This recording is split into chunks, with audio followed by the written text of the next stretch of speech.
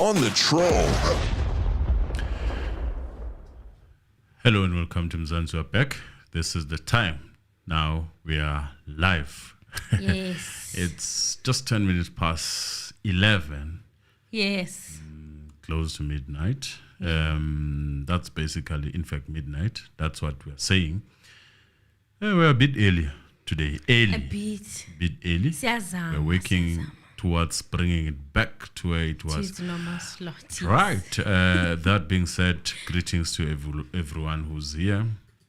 And for those who are still trying to find their feet, waiting for us at 10, 12, I guess they will catch us along the way. Yeah, guys. Hey, kunzima kwa Sibanda's cross-examination. Kunyuvas team. Go all over nje. Kunje. Kunje. You know, when the defense attorneys cross-examine, there's always a goal that they're working towards. Each one of them gives themselves a goal, including Mshololo. You know, there's always a direction that this specific thing is what I need to focus on in order to prove the case. Yes. Ne? Yes. With Sibanda, I don't understand the direction. I am lost. I don't understand whether he wants to prove. What exactly does he want to prove? And he's not really good at laying the basis. He's not good at it at all. He will just ask a random question. Towards the end of the proceedings, Mr. Anonymous, he was asking about Ring Road. Ntanzi kept saying, I don't know the name of the streets. Remember that Ntanzi doesn't have access to the AVL, or even if he was given that AVL, he would not be able to read it, right? He said that he does not know the area that much, that well, even if he knows even that. the technicalities of that AVL. You know, and he has access to it, but he's using it in a quite careless manner, because even when he does mention Ring Road, he doesn't even mention the area where Ring Road is. You know, he's just haphazard in his questioning, creating confusion. And in the end, he's always the one left confused. Yes. He's confused and confusing everyone. Yes. I don't understand his cross-examination. I'm sorry for those who feel like he did a good job. To me, that was not a good job at all. Job that he's doing. What did we get at the end of the day? There's a lot of pageering. There's a lot of like I feel like Ntanzi is basically being threatened in front of the judge. In front of the judge, and nothing is being done about it. I mean, there were also like this heavy intimidation and this whole just answer the question. I mean, the defense would not have gotten away with that with the witnesses that the judge likes and respects. So I don't understand what is going on in that courtroom currently. And another thing, you know, when you see the judge himself not taking any notes, sitting like this, and you're cross-examining. Yes. Uhlezi kanje uratha manje ufana nathi siyafana uphuthile matho. He's no longer writing heavily, you know. In fact, it's not like he's there. He's just quiet. He's just quiet. There are two ways that you can actually see the judge doing that in that court, more specifically in that court. It's either someone is saying something that seems to be against the theory of what the state is trying to put, like your Telezi. Yes. They stop writing, just right there, they stop writing. Okay. And then if obviously the questions that are being asked are not helping, which is normally should be With the only Sibanda. case, is with Sibanda. Are they helping his questions? No, some of them are not helping, but now and then you find him writing. You can tell that he's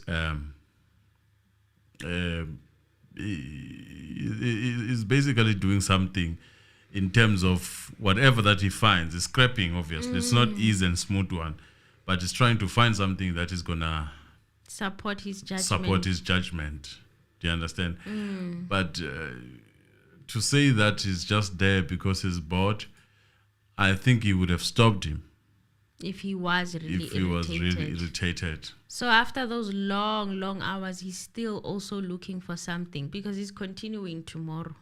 Yes, he will continue tomorrow, maybe even the next day. Where are we going? Ntanzi wabantu. Sure. You know one thing about the justice system that I find problematic? It's not for victims of crimes. Like in a sense, you are traumatized when the crime happens to you, and then you become traumatized again on that witness box. Yes. And depending on the kind of judge you have, it depends on what kind of judge you have. You may end up not even getting that. You may end up being treated the way Ntanzi is treated. Yes. You may end up being accused of things. You may end up being badgered. He was literally badgered, and the judge was saying nothing. I even saw Ramosipili standing up to object at some point and saying, but he's badgering the witness. The judge just kept quiet. I'm not badgering the witness, my lord. I just want to understand. What do you want to understand? Hi, Sibanda, waremora. Sibanda is making listening to this case very difficult and boring at the same time. It's just become this bore. He's just dragging. He wants Ntanzi to admit things that he doesn't want to admit. Why can't he leave things for argument like the rest of the legal representatives have been doing? All the defense counsels have been doing that, including Baloyi himself. You know, there are some things that should be left for argument, but he's allowed somehow to get away with this whole badgering that he's doing to Ntanzi. He tried it with Sibia, but Sibia was somehow experienced in this thing, and he was not giving him leeway. But then that also brings me back, Mr. Anonymous, to when I was saying that Ntanzi, the way he over-explains, this is where someone like Sibanda will drag his cross-examination. It might take the whole week by the looks of things. He dragged Sbia's cross-examination. He did for the whole day. Did he talk too much, Sbia? No, he didn't. For the whole 2 days. But yeah, Ntanzi must not be shaken. He sticks to his truth. It's his experience. It's what happened to him. We were not there. Even Sibanda was not there. So he must just stick to what happened to him and not be shaken or whatever. These are some of the tricks that lawyers use when they want to tire you, and then hoping that when you're tired, you'll contradict yourself. Perhaps what Mr. Vasilina did here is to give Sibanda this because he will be able to get away with a lot of things as a junior. So the judge is also quiet because this is a junior that he needs to nurture. Apparently, I mean, that's what law takes. But so that is at an expense of yes. That's why you always use your seasoned lawyer. Are not given the same grace in Kosam. They are treated like they have 35 years of experience. Yes. Yes, because he falls, I think, he does not, he might look young, but he does not fall under junior. Yes. So you are telling me that Sibanda is more junior than Numalo? Maybe. Who knows? He's a prosecutor. Who said prosecutors must be people who are experienced only? He's a prosecutor. He's supposed to be fighting for victims, right? What do you mean fighting for victims? In his mind, he's fighting for victims. Or who are the victims here? People who were in the house, who... It feels like it's the police. It feels like the police who have testified are the ones being defended here. Yes. Even in the line of questioning... his cross-examination. The line of questioning is sort of focusing on closing those loopholes that we see with the police testimonies. That's the line of questioning. And also, the line of questioning is personal. Yes. He also wants to create chaos between the lawyers And their their clients, and that's what is happening. And if you guys you cannot comment, please know that I have set this thing to only allow subscribers. Okay, you must subscribe if you want to comment on the live chat. And you must like. So both. Yes, if you cannot comment, if you subscribe, it will take 5 minutes for you to actually be able to comment. Well, Advocate Baloyi was back in court today, but he let Advocate Sibanda continue with the cross-examination. On Friday, he had actually not started with it. He said that he would start today. So I was quite surprised that Advocate Baloyi didn't take over. I mean, with Sibanda, it's a lot. The question that was passed by Baloyi that asked about if he knew about the Buteles that was arrested. Oh, Qiniselani. So it came from Advocate Baloyi? Yeah, it came from Advocate Baloyi. Wow, that's interesting. And that question was answered. He didn't follow up on that question. Why do you think that happened? They were trying to make him read that form that Mgomezulu had gotten, according to my understanding. Which form? There's that paper Nkiru Mgomezulu got a hold of, which was like the first page of the judgment of Qiniselani's case. And Ntanzi was not willing to read that paper. He didn't want to. And on top of that, he could not read it. He said he cannot read it. I mean, he can't read heavy documents according to him. He can only read and write isiZulu. When it comes to English, he says that he can't. I think they were trying to create a link on that stand. If you said he knew the guy, they were gonna be like, they were gonna say yes. You see, now that's the reason why then you are investigated. So he said he doesn't know him, but he says he doesn't know him. Yes, and that which throws this case of Nongoma case out of the door, because he does not have a link with the guy. Because he was even saying that Ingoma, Mayen's Ingoma, Ekwanongoma, there are police there. There's many police. Some are from Mahlabatini, and there's the king.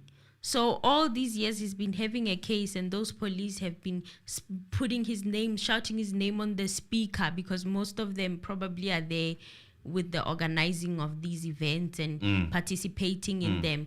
Why didn't they say, Emuna, you've got a case, you are going to be arrested, or we are coming to arrest you, or something? Which is a good point, meaning that he was not hiding from the police. No. He was available all this time. But there's no such a case. And worst of all is that the so-called person that they claimed he was with in bed, creating whatever crime that was committed, committing whatever crime that was committed, he does not know him. Yes. There's no link. So maybe if you ask that question to Ntuli, maybe the answer would be, I know him. Here, because Ntuli they were talking about this Buteles that Gininda came to Kalagabusha to actually arrest, and all of a sudden they were arrested, and that's Buteles that I think they were talking about. Yes, so maybe they would say, yes, we know the guy, but with Ntanzi does not know the person. No, he doesn't. And he said that confidently so. And then after that, Baloyi had that smile when he asked that question. You were observing Baloyi? Yes. You were watching him like a... Sibanda is a small fish. Sibanda is a small fish. He's driven by emotions and fascinated by the cameras. Yes. So, and last week he was also assisted by Mohola. To read on him, it's like reading a rock. There's nothing there. And by the way, what happened to that lady who looked like she was his PA, who was handing over the phone last week? And now Baloyi is in court. Oh, so now that lady went to do other things.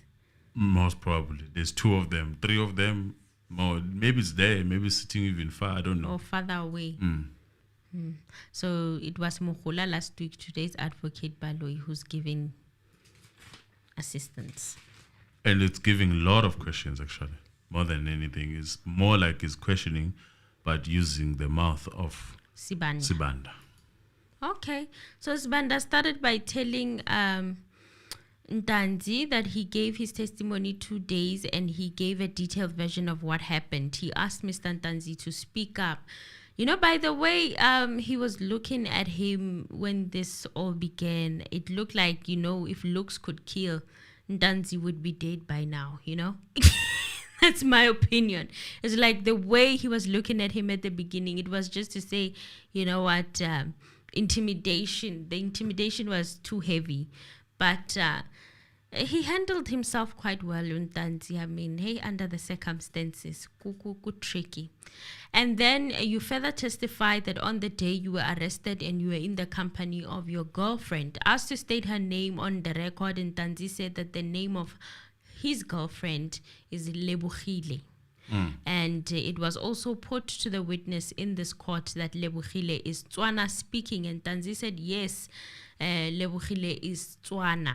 Meaning her tribe is Tswana. Yes. And he asked to Sibanda, can you tell this court how you communicate with Lebohile? And Ntanzi said that she knows how to speak isiZulu. Because in Rustenburg, there's all kinds of tribes, mainly coming in the form of mine workers. Yes. Yes, there's all kinds of tribe. I can support that. I do have a brief experience that side. Yes, there's all kinds of tribes there.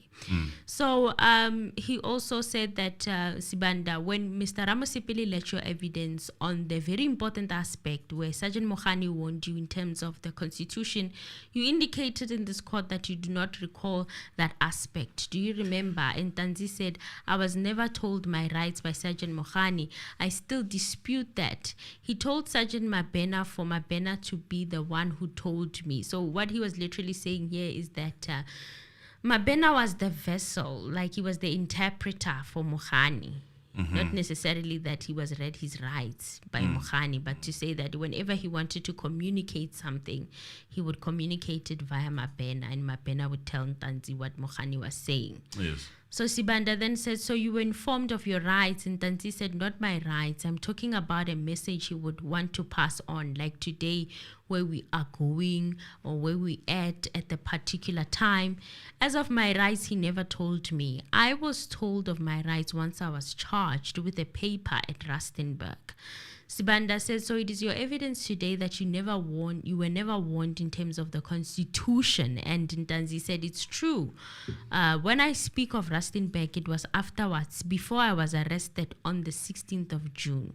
So it seems like for Rustenburg, protocol was observed. I mean, the rules were kind of followed, because he even has a charge sheet and documents supporting the Rustenburg court appearance with him. And he's saying that there my rights were read, everything was done in that manner.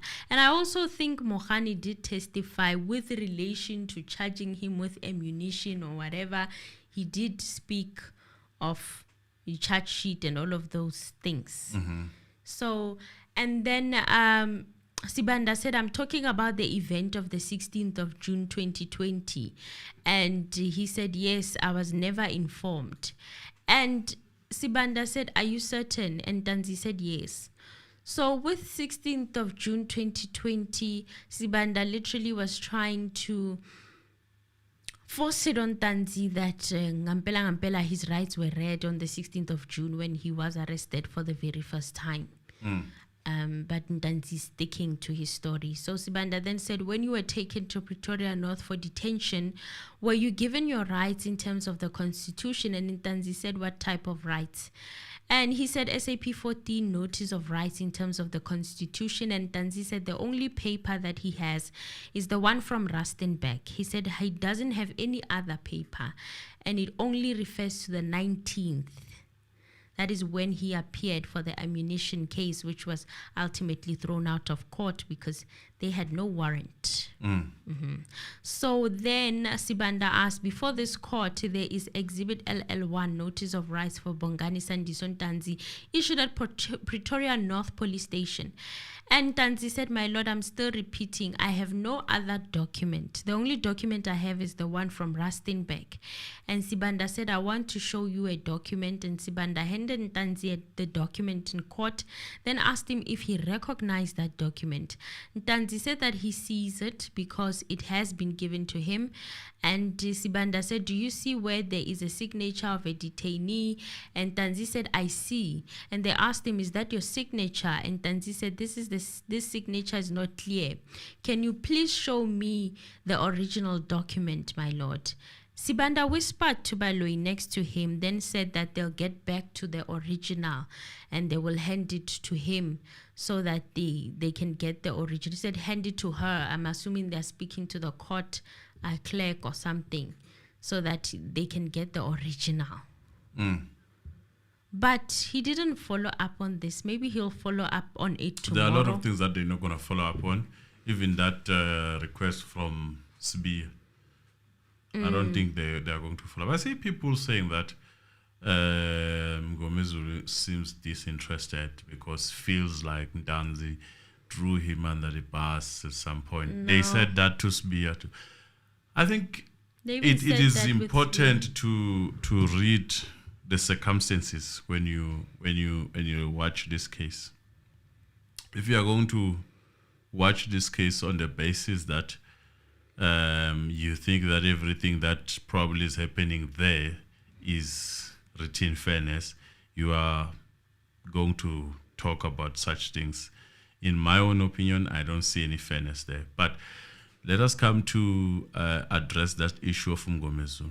Okay. One thing I have noticed about Mngomezulu, as a good lawyer that he is, it needs time to process things. And the court is like an operational side of the business. Everything is faster there. Yes. You need to think on your feet. Yes. And be able to object there. Yes, yes. And that's what Mngomezulu does not seem to be strong at. True. Even with Sibia, there are many things we felt that he should have objected on, but he did not. Yes. Hence, the bringing of Ramusibili. Because when he tried to object on some of the things, they said, no, sit down. It should be Mngomezulu who's doing that. Overruled. So, well and good. Then Mngomezulu set this one back. He did his job. But I don't think he's a strong character when it comes to objecting and listening to what was said. And just he needs time to process. That's why he will normally come back after the record and then he would say, this is the case. Do you understand? Yes. He does not have that much bravery. I think that's the thing that he needs to work on. He does not have that much bravery to object even if he's not certain. He wants to be sure about his objection. So that's why he's not objecting a lot. Only the obvious he would object on. And only if the law is broken, then he will object on, because there he can address you from the bar. Remember? Okay. Right. Number 2, the case that has been given life or resuscitated as any other case in this case. Yes. About him. Yes. I think has actually taken something from him. He's not, maybe even the thinking is diluted by that. Yes, of course. How can it not? And the timing of that case, it should also be looked at. If you are a person who's looking at things and you, because this case, for you to analyze this case, you must also be able to analyze just political stuff. What is happening in politics? I'm just saying general. If you hear someone say something, you must be able to trace it with your mind and say, okay, this is what this person is trying to do.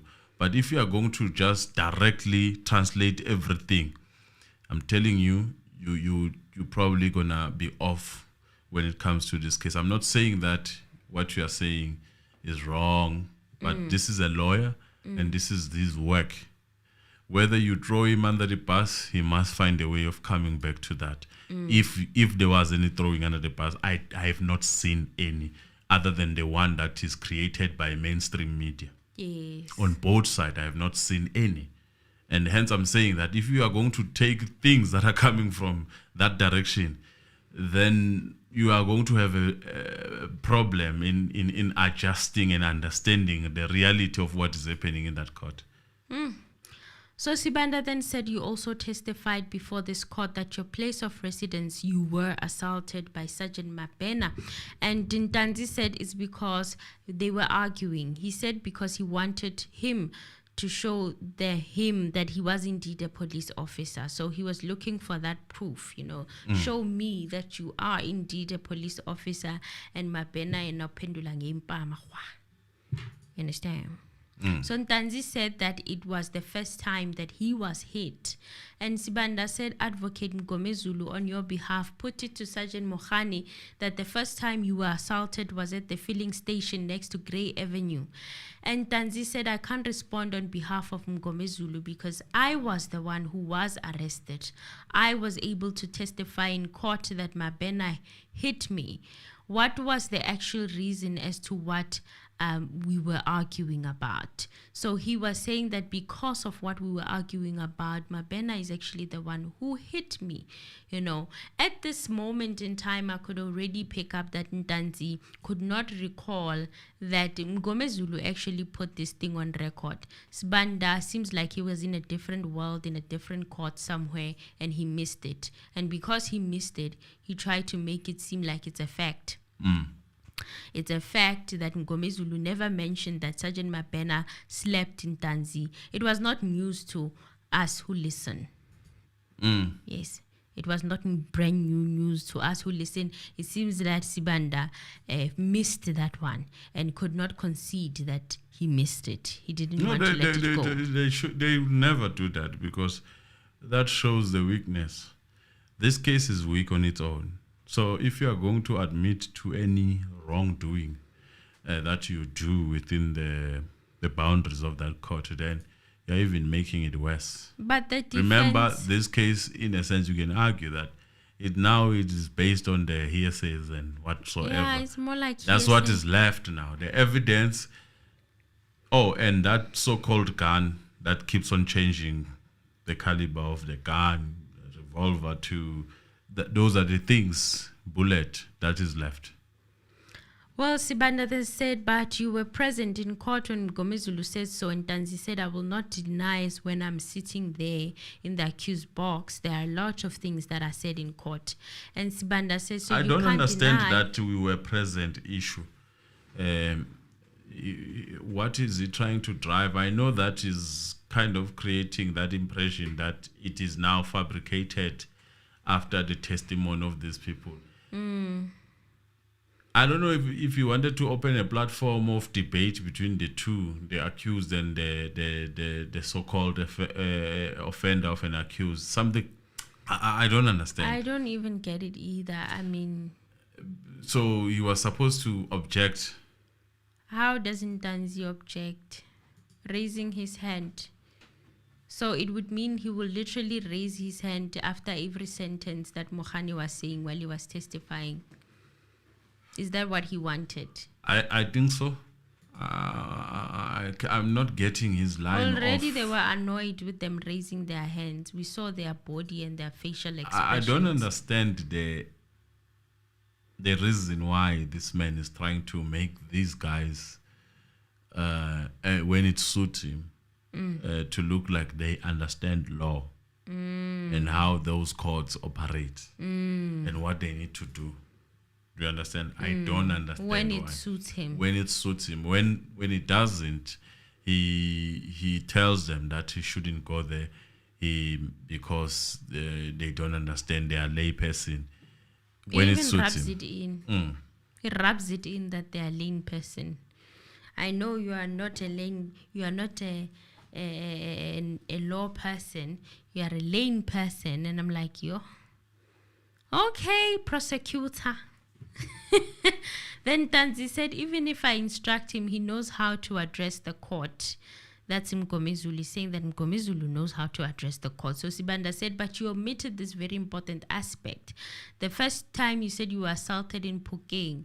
Okay, so what is he admitting exactly or submitting? That Ntanzi was assaulted or not? That's another thing.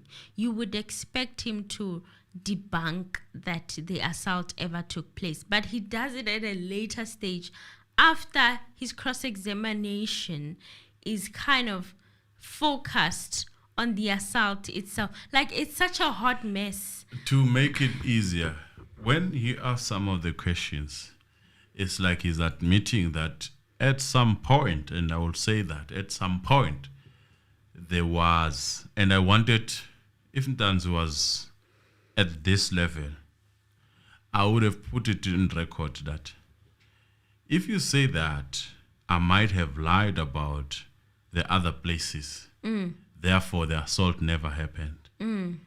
Are you considering that the assault happened where the AVL is actually proving that there were stops?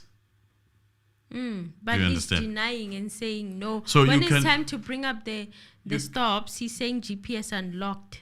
Even on the garage, there is an assault in the garage. So if you're saying that because for some weird reason there is no stopping in that area that Ntanzi said the other one, then there was his argument is that then there was no assault that occurred. Are you saying that if that is the case, where I pointed and the AVL said yes there was a stop, are you saying that then there was an assault there? Good question. Or are you debunking everything? And I thought maybe the defense also would stand and ask that to say, my learned colleague, our learned colleague, his line of questioning is sort of admitting to some of the things that happened there that are agreeing with the AVL, as he says is scientific.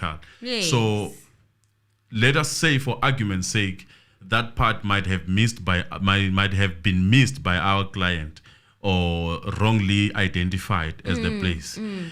Are you also admitting that there was an assault where our client has rightly so pointed to that area and the AVL has pointed that area too? Are you saying that it happened?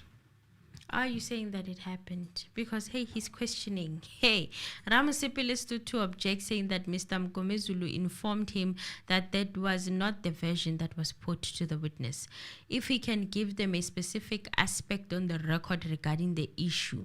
Sibanda looked for it on the court record, and the judge asked him what was the version that was put, and Ramasipile said that he was informed by Mgomezulu. He stated that the first assault was the open-handed slap on the witness at the place where he was arrested on the 16th of June 2020. Okay. So, yeah, it seems like Sibanda missed that part, okay? And Sibanda said that the version came for the first time when he gave evidence. It was never put to Sergeant Mohani, which is not really true. Yes, it is not true. So, and also, why must it be Sergeant Mohani who this version is put to? Because Mgomezulu did not put it as a version. He just said that according to accused number 2, this is what happened. And then Sergeant Mabena slapped him. And then what do you say about that? And Mohani was like, I don't know any of that. I didn't see it. It didn't happen that way. Do you remember that, guys? Yes. And then why must it now be put to Sergeant Mohani? Because he's not the one who slapped Ntanzi. Mabena is no more. He's the one who slapped Ntanzi according to Ntanzi's version. So why must Mohani now be put on the stand to speak on that while he's not the one being accused of such? You know what I'm trying to say, you know? And Sibanda was in a different court as well. I feel that, you know what, your way of putting things, it's creating confusion at this point. And Sibanda said that he is making a request to find the relevant portion. And when he made his assertion, the judge said that he must do it. There was a moment of silence as he was looking for it on the record. Then he said, my lord, can we park that so that I can get back to it as soon as we adjourn? That was another thing that was parked. And people are saying that he's doing a good job. What a good job. Sibanda asked Ntanzi to slowly tell the court how he was dressed on the day in question. And Ntanzi said, "My lord, on my feet I had on a Cavella suede, a blue relay jean. Underneath I was wearing a yellow Fabiani t-shirt and a white vest with a tracksuit that had a navy blue and red color. Also an Impala jacket with a stripe towards the belly, and it had a silver type of belt." Sibanda referred the court to proceedings of the 15th of November 2023, trying to find a bag for him to assert that Ntanzi never told the court that Sergeant Mabena slapped him, which is untrue, and Mgomezulu did put it when he was narrating what happened to accused number 2. So the judge asked Ramusipili if he's disputing what is being read on the record. Then Ramusipili said that he cannot dispute what is being read from the record. Ramusipili, I know I'm not a legal expert, but I need you guys to fight a little bit harder. When he pulls up those records, just read at least maybe 10 sentences above to get the context. In that question that is being asked by the judge on purpose, you could have said you are arguing the context, which the judge has been busy on your side emphasizing. Put everything on record. On record, yes. So in this case, this man is able to pick one sentence, a snippet that could have been corrected down there later and then use it as a question and make it a fact. And you guys are just okay sitting with there. that. You just chill with that. Get somebody to read it. I see that they've got like assistants. It's a lot of them. The defense is a lot of them. Read a little bit higher, and then just stop this Get from the full happening, context of where this question came from. Yes. Do you understand? And understand, because you and how was it finished? Yes. And then you can then not disagree or agree or disagree with the record, because someone's coming with something that was corrected down there as the gospel truth just because it's on record. And you're like just sitting there and you're like, I cannot argue with what the record is saying. No, this is twisting things. He is twisting things. He's twisting. I mean, we are not lawyers, but and that's why the judge is not going to ask. That's why the judge is not going to ask, are you differing with the record, or you are just differing with the context in which this question was taken from. But when you are doing the cross-examination, they always put it both. Yes. And you must remind him of that as well. And clearly. Because it seems like his rules are out of the window when Sibanda is cross-examining. Rob has which should have been expected. It's out of the window. It doesn't matter. Which should have been expected from you guys. Because now you have seen how the judge is operating. So from there, you should have said, the law shall guide us. And I'm even surprised because and he doesn't forget anything. But however, he chose he not has to lied say also anything. in that stand, because he's lying by saying he doesn't forget. Yet sometimes it's been corrected several times.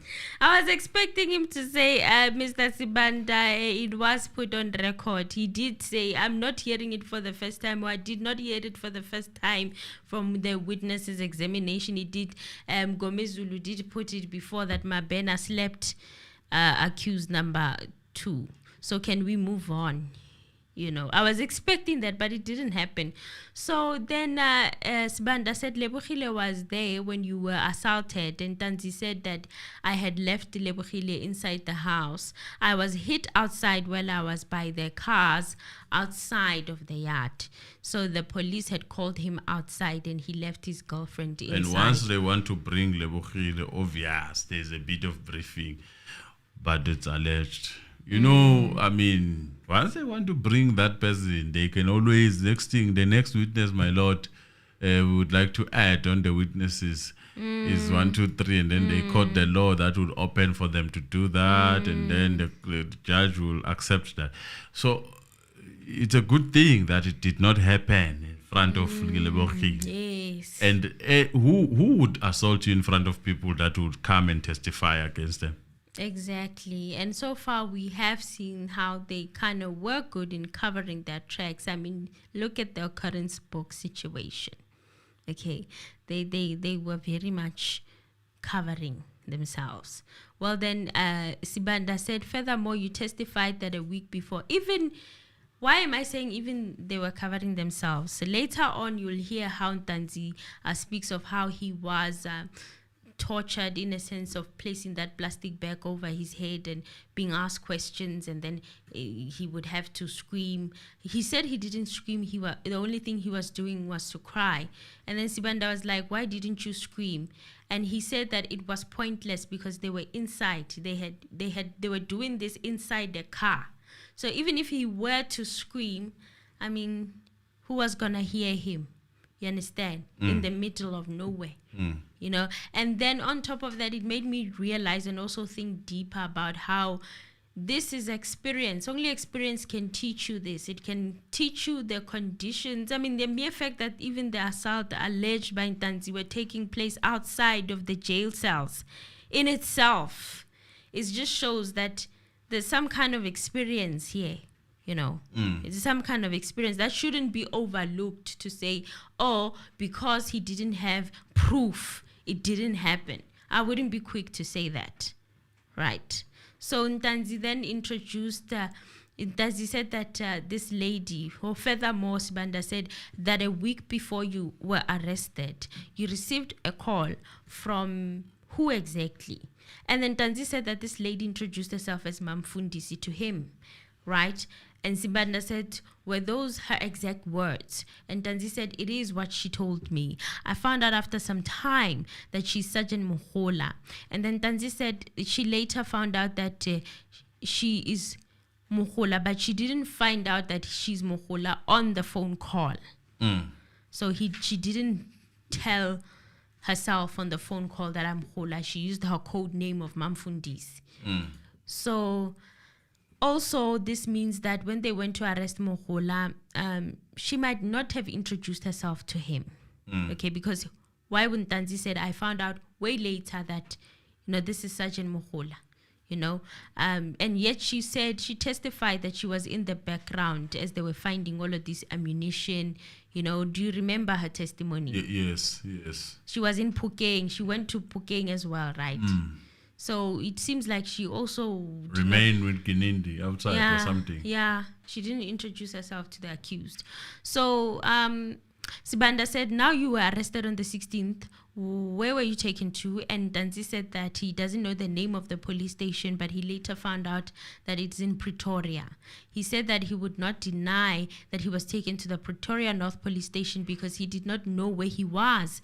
Sibanda asked him to describe the inside of the cell he was taken to, and he said that there was a fence on the roof, something that looked like a safe is how he described it. It's like a fence thingy at the top, and when you turn, there's a toilet and something like a basin. There's also a tap. Then you enter inside the cell, and when you enter, there's also a toilet and also a basin for water. Then there's a stoop of some sort where people sit. Sibanda asked about a tap on the roof, and Ntanzi said that it is on the wall. Well, Ntanzi said that he would press the tap and the water would not come out. Yes. The cell that he was in, the water did not come out. So how he's describing it by saying that there was a basin and a toilet, and then he entered, and it seemed like it was a cell within a cell. It seemed like you passed through another cell before you went to the other one. That's how it seemed when he described it. Because there was a toilet. Yes. No, there are cells who have toilets. I think I've seen one. No, I mean, he described it as in like he saw a toilet and a basin, and then he entered again and saw another toilet and a tap thingy and a basin. But he's saying that tap where he was locked in was not working. That's his testimony. I could be wrong, guys, but that's how I understood it. Maybe this was a shower with the toilet. But he also had a basin. Yes, the shower side though. Okay. So Colonel Swanapo... Maybe that thing had a shower And on the other side, it had a toilet.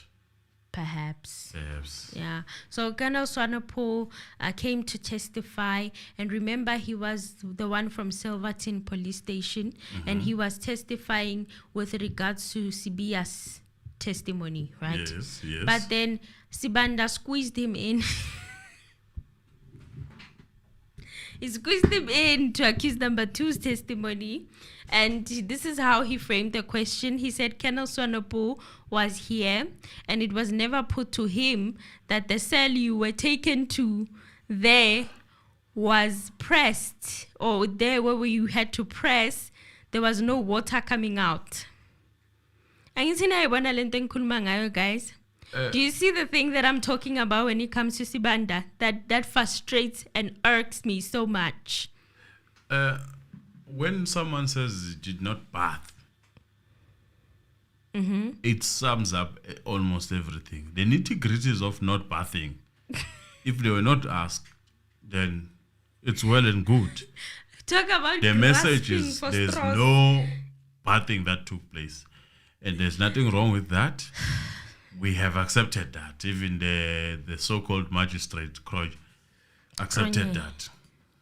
Well, also, I'm like, Swanepoel, when he was testifying with regards to the events that were taking place with regards to Sibia, accused number 1. Yes. How he was squeezed into the testimony. I'm like, did at any point Swanepoel ever introduce himself to Ntanzi while he was at Pretoria North Police Station? Why are you trying to make it sound like that is what is the case? And on top of that, Swanepoel was not at the Pretoria North Police Station while Ntanzi was there. He was at Silverton, right? So why now is he being squeezed into this? Ntanzi paused for a while and said that I never had such a question. I also know that I never heard him speak of the police station I was in. That's Ntanzi. That's a very good answer. Then Ramosepele stood to object, and he said, if I understood the evidence of the gentleman, Mr. Swanepoel, he testified on the procedure, and that mainly he based in Silverton, not Pretoria North. So he wouldn't be privy to the water running of the cell, which is actually good. It's a good objection, was it not? It was. So good objection, yes. To even think of it, how would he know? It was a crazy question which deserves even a good objection. And the judge was quiet throughout all of the circus. Like, he was just quiet as a church mouse. I even saw some people asking on the chat, is he even in court today? Is he even in court? Is he present? I'm like, this is ridiculous. Oh my God. Their aim here is to make Ntanzi exhausted and tired. That was the goal. And also Sibanda said that he gave a general overview of the day-to-day runnings of prisons of South Africa that are controlled by the South African police services. If a shower was not working, that would have been put to him, and he would have explained the procedures if the cells are not a good working condition. But he was here testifying with regards to Sibia. Okay? Sibia's claims and accusations, mainly because of what he stood up in one of his court cases to say that he's being assaulted by the police. That's why Swanepoel was here. He was never here for Ntanzi and accused number 2 or all the other accused. So why wouldn't Ntanzi impose himself and ask a question to Swanepoel when Swanepoel has nothing to do with proving his case? Yes. The judge told him that he was not testifying about Pretoria North in particular, and Sibanda had the liver to say that he will be back to that. Oh, he's not coming back.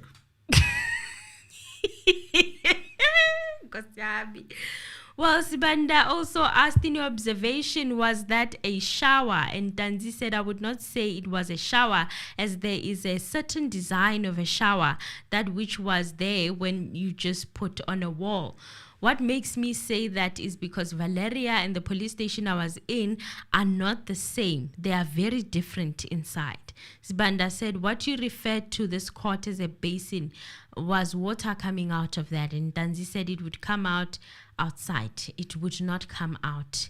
The cell I was sleeping in, the water was not coming out. I used to use a skubu, like a big bottle, that big bottle. I don't know whether to call it a 10 liter or what, or a 5 liter, and enter with it so that he could drink water. So he said just to drink water, he would have to collect that water prior and then move into the cell with it, because the tap in that cell was not working, just so he could have water to drink.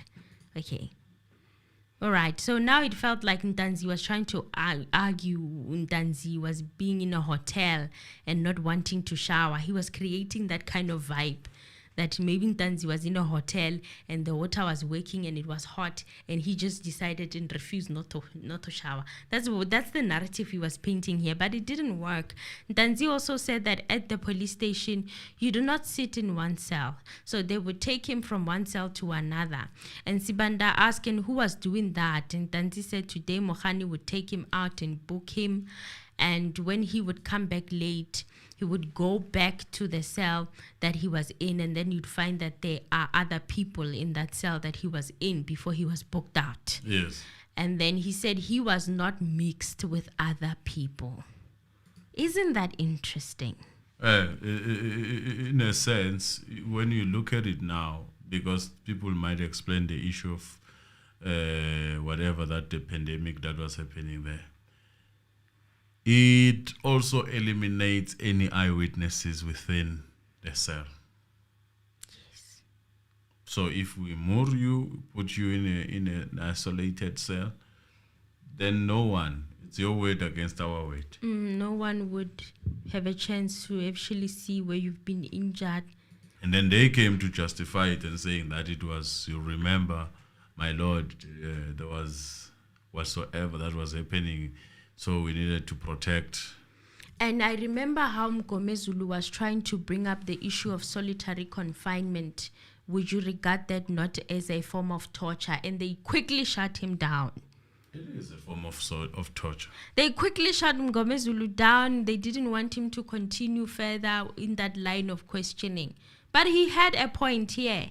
I mean, he was kept alone in a cell. That's solitary confinement. If you look at how these jails, even in movies, how solitary confinement is used to actually discipline you. In fact, that is a reality that other prisons, they have such solitary confinement. In a sense, Bona, they only justify that due to whatever that was happening in the world. And you're also aligning it to the elimination of potential witnesses who would have come to testify, because this was a prison cell.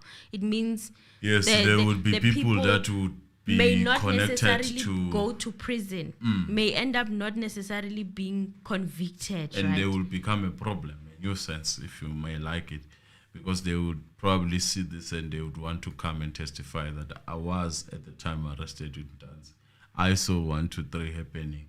I saw Mabena coming in and picking Ntanzi amongst us. You see, that situation which happened when Sibia was arrested with the people, they had to correct the narrative of 2 people into 3 because that person could have been called, and then that could have caused chaos.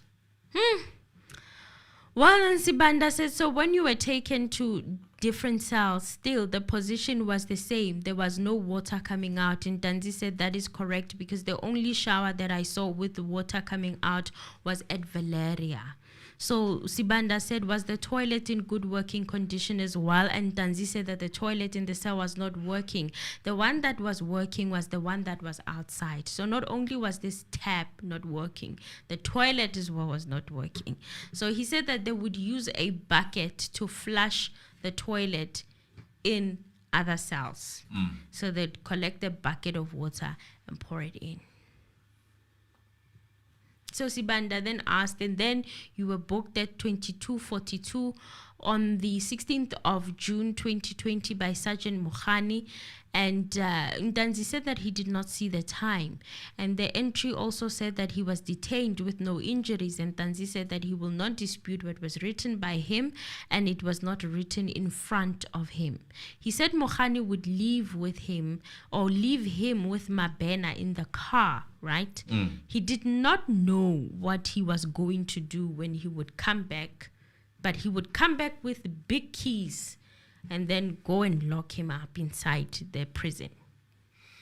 Yes, So inside the jail, that's the police that's station. another way for me, if it happened, of cleaning any witnesses that can or have a potential of turning against the state.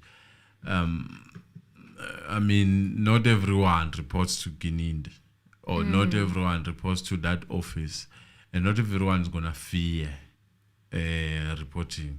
So you have to look at it in that way, to say that if they threaten you before you even see things, allegedly, Yes. then you definitely give them a key. The power of saying we are from the national office, we're from the commissioner's office, Yes. it sort of makes you tremble, because now you are being told that your CEO who hired you, whether he was there on in that interview or not, but he hired you and can easily fire you, wants you to give access to these people. Without without them saying that, if someone comes and mentions that, it's over. It's You so accept over. that as a gospel truth, and you give him what They want. which will explain why others, as they say, Sbia said, that others, they went who did not know shame, they went and checked what happened, and then when they realize, upon them realizing, they're like, hey, chief, these people are above us, there's nothing we can do. There's nothing we can do, yes. And also, I quoted Kreja's case yesterday, and I'm still saying that. Kreja's case and OB entry is what actually made them lose that trial within a trial, the state, right? There was a report from one of the accused in the Kreja case, and it was actually written down and entered on the OB entry that they were assaulted when they were booked in. And they complained that they were assaulted and they had injuries. It was recorded. So now it's giving the vibes of Mohani was probably instructed to be the only one admitting Ntanzi, booking him in, booking him out. There shouldn't be a third person involved. There shouldn't be a second person involved. The person of that police station cannot do that. It must be done by Mohani. That's what it's giving here. It's giving that, you know what, it had to be Mohani who books Ntanzi in and out all the time. Yes. So then Sibanda said, I put it to you that Mohani is not responsible for writing the cell register. And here I was like dizzy, because I was like, what courtroom are we in? Where were you when Mohani was testifying that he was the one booking Ntanzi in and out and even filling in the OP entry? Was I dreaming? Was I hallucinating? No, you were not. Ntanzi said, I don't know the police station rules and the jail rules. If I'm told to do something, I just do it. Then Sibanda said, you said that Mohani had the cell keys. And Ntanzi said that he repeats his explanation. He said that when we got there, the police station, he parked the car, and wherever he went, and when he would return with these big keys and tell Mabena to open the car door. When I got out, he'd open the door to where the cells were. He says that he would be following Mohani and Mabena would be behind him, you know, and he was stood in the passage or the corridors of the police station as they check which cell would be all right, which had not had any persons in it, and which had a blanket or some. So he's saying that he's not saying that he always had the key on him in the car. So he would get out, enter the police station, come back with these keys. It's not that he had the keys with him in the car all the time. So Sibanda then said, so it is your evidence that there was no one from that particular police station that was accompanying Mohani when they went to detain you inside the cell. Habe, If that was the case, then that person would have long testified. Yes. The occurrence book, who was testifying with the occurrence book? Was it the person who was entering it? Was it the CSC of the police station? No, it was Mohani. Okay? So, and he confirmed that he made those entries. Right? But Sibanda, you heard Mohani testify that, I don't understand where this is going. Then Ntanzi said that true, that is so. Then Sibanda said, in which vehicle were you traveling in? And Ntanzi said a lot of places. I was transported in a Fortuner. And Sibanda said the AVL even shows that on the day you were arrested, the vehicle is located near your address.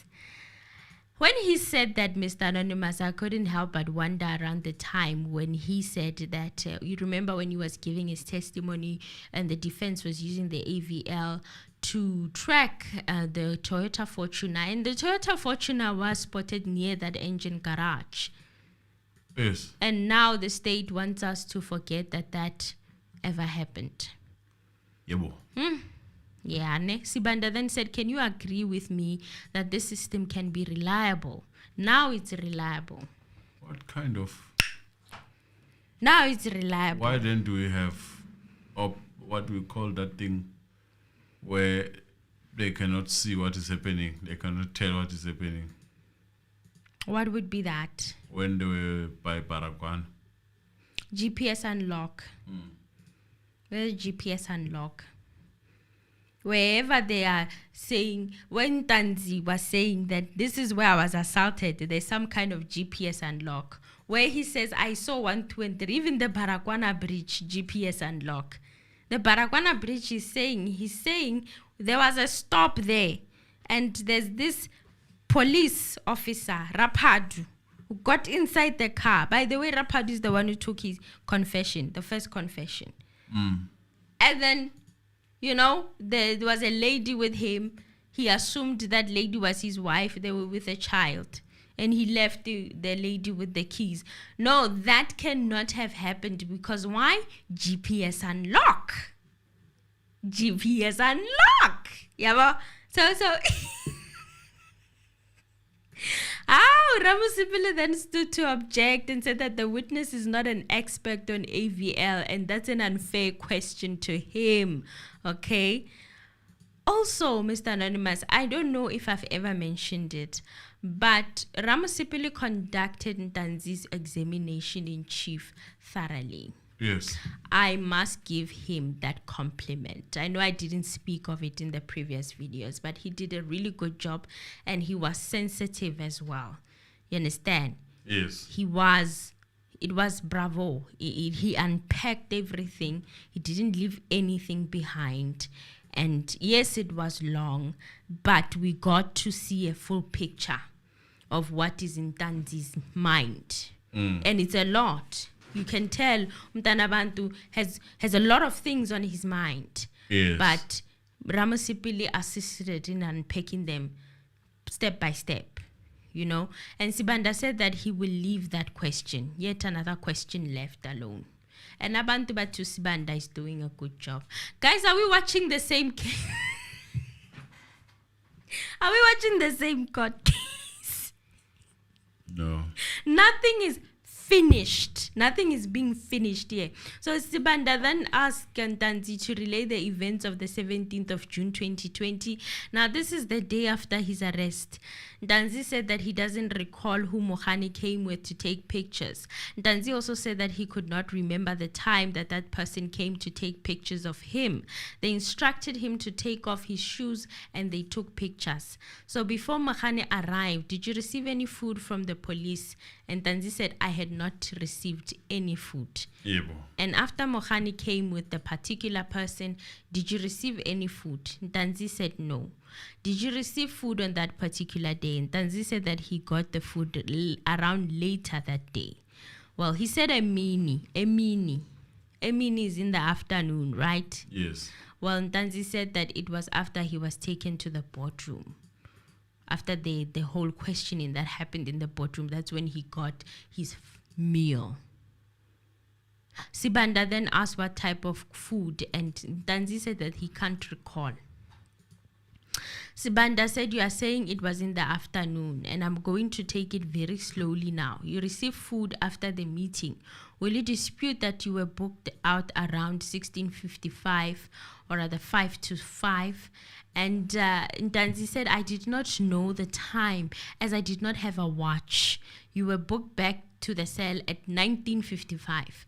So Ramosipili asked him to state the date with the time. And he said that's when you had your food.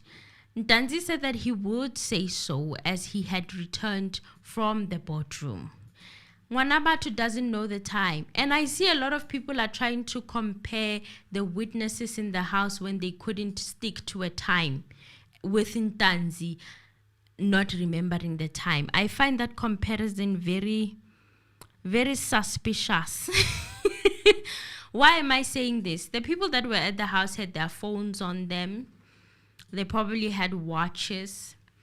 You understand? Senzo had a watch that allegedly Kelly took off. It's not even alleged because Tumelo said he saw it. He saw Kelly take Senzo's watch off of his hand at the hospital. Ntanzi didn't have a watch. He was under police custody. They had taken his phone, and yet he's expected to remember the time by this prosecutor. And how is time going to serve his case? It has been bad for him. If you looked at some point, the ammunition was found when people were looking at a top that someone could have worn, in 2014. Yes. Looking for that in 2020. And with the people that were testifying from the house, it was understandable why they didn't want to commit to time, because we all know that story, you know. So it just baffles me when people want to compare grapes with bananas. It's very strange. So then Sibanda then said 1955 is no longer a noon, sir. What are you asking me? Ntanzi said. Because who said noon? Who said a mini in the afternoon? When did it become noon? Noon and afternoon are two different times. Noon and afternoon. Noon and afternoon. Are they not different times, Lokuzan? Time zones. Pella, when you say noon, you mean like 12 o'clock midday. Yes. And then afternoon is after 12, right? Yes. More like your 3 p.m., 4 p.m. afternoon. So, what was happening here? Well, then Ntanzi said, what you're asking me is what is written down by another person. A person write whatever they want to write. And I can't dispute it. At the boardroom, I did not stay for a long time. The time when I went and came back, I do not know. He didn't know. How is he supposed to know that? He didn't have a watch. He didn't have a phone. Yes. Hello, somebody. Yes. You just watch the sunrise and the sunset. The sunrise and the sunset. You are in custody, police custody. They took away his phone. Then he said, since I started testifying, I never mentioned any time. Then Sibanda wanted Ntanzi to repeat what he was asked at the boardroom, and Ntanzi said that Gininda also asked him about the dreads, the gold teeth, the tattoo, and the number 28 of the prison. I'm assuming this is in relation to the gang in the prison, right? So Sibanda then said, what was your response to the question? And Ntanzi said, I told him that I don't know that number, as it was my first day being arrested, or first time being arrested. Secondly, I never had a gold tooth, and I've never had dreadlocks. He instructed me to take off my clothes. He said that he wanted to see if I had ever had any tattoos of the numbers affiliated with the prison gangs, you know. And he said he undressed and he took pictures of him to show that indeed he did not have that number. Konje, Brigadier Gininda denied ever being in that boardroom. Yes. Let me move on. Then Brigadier Gininda denied being in that boardroom, and Ntanzi said that he was there. He said that everyone was quiet except for Mabena, who got up to check him for that number. So Mabena was the one checking him in his body for these tattoos. So Ntanzi said that he was never asked about the Nongoma case. It was for the first time that he heard of it in court, in Mokhani's testimony. And Sibanda said, you were in court when Sergeant Mokhani said that he arrested you for the Nongoma murder case. He even put the case number on record. He was even asked if he had a J50 warrant of arrest.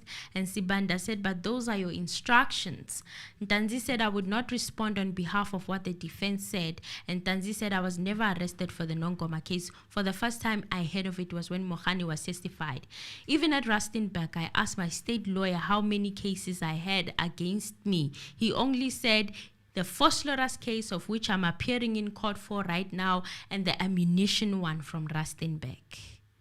So I don't know how many times Ntanzi repeated this, and I don't know how many times that Sibanda asked this question, but it was a lot.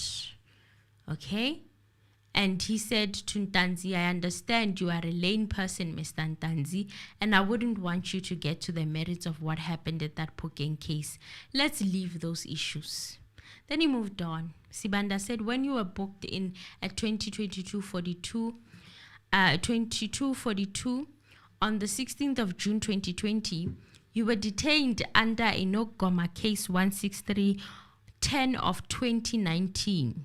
Or 2018. He didn't even know which one is which, and then he was corrected to say that it was 2018. Ntanzi still repeated that he was hearing that for the first time. It was his first time hearing of this Nongoma case in the court.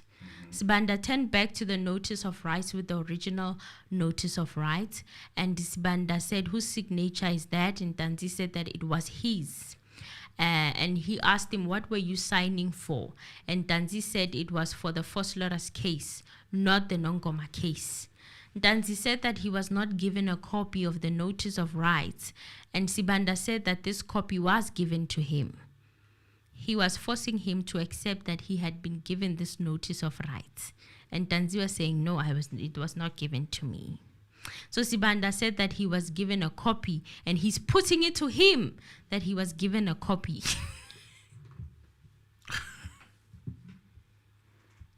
I go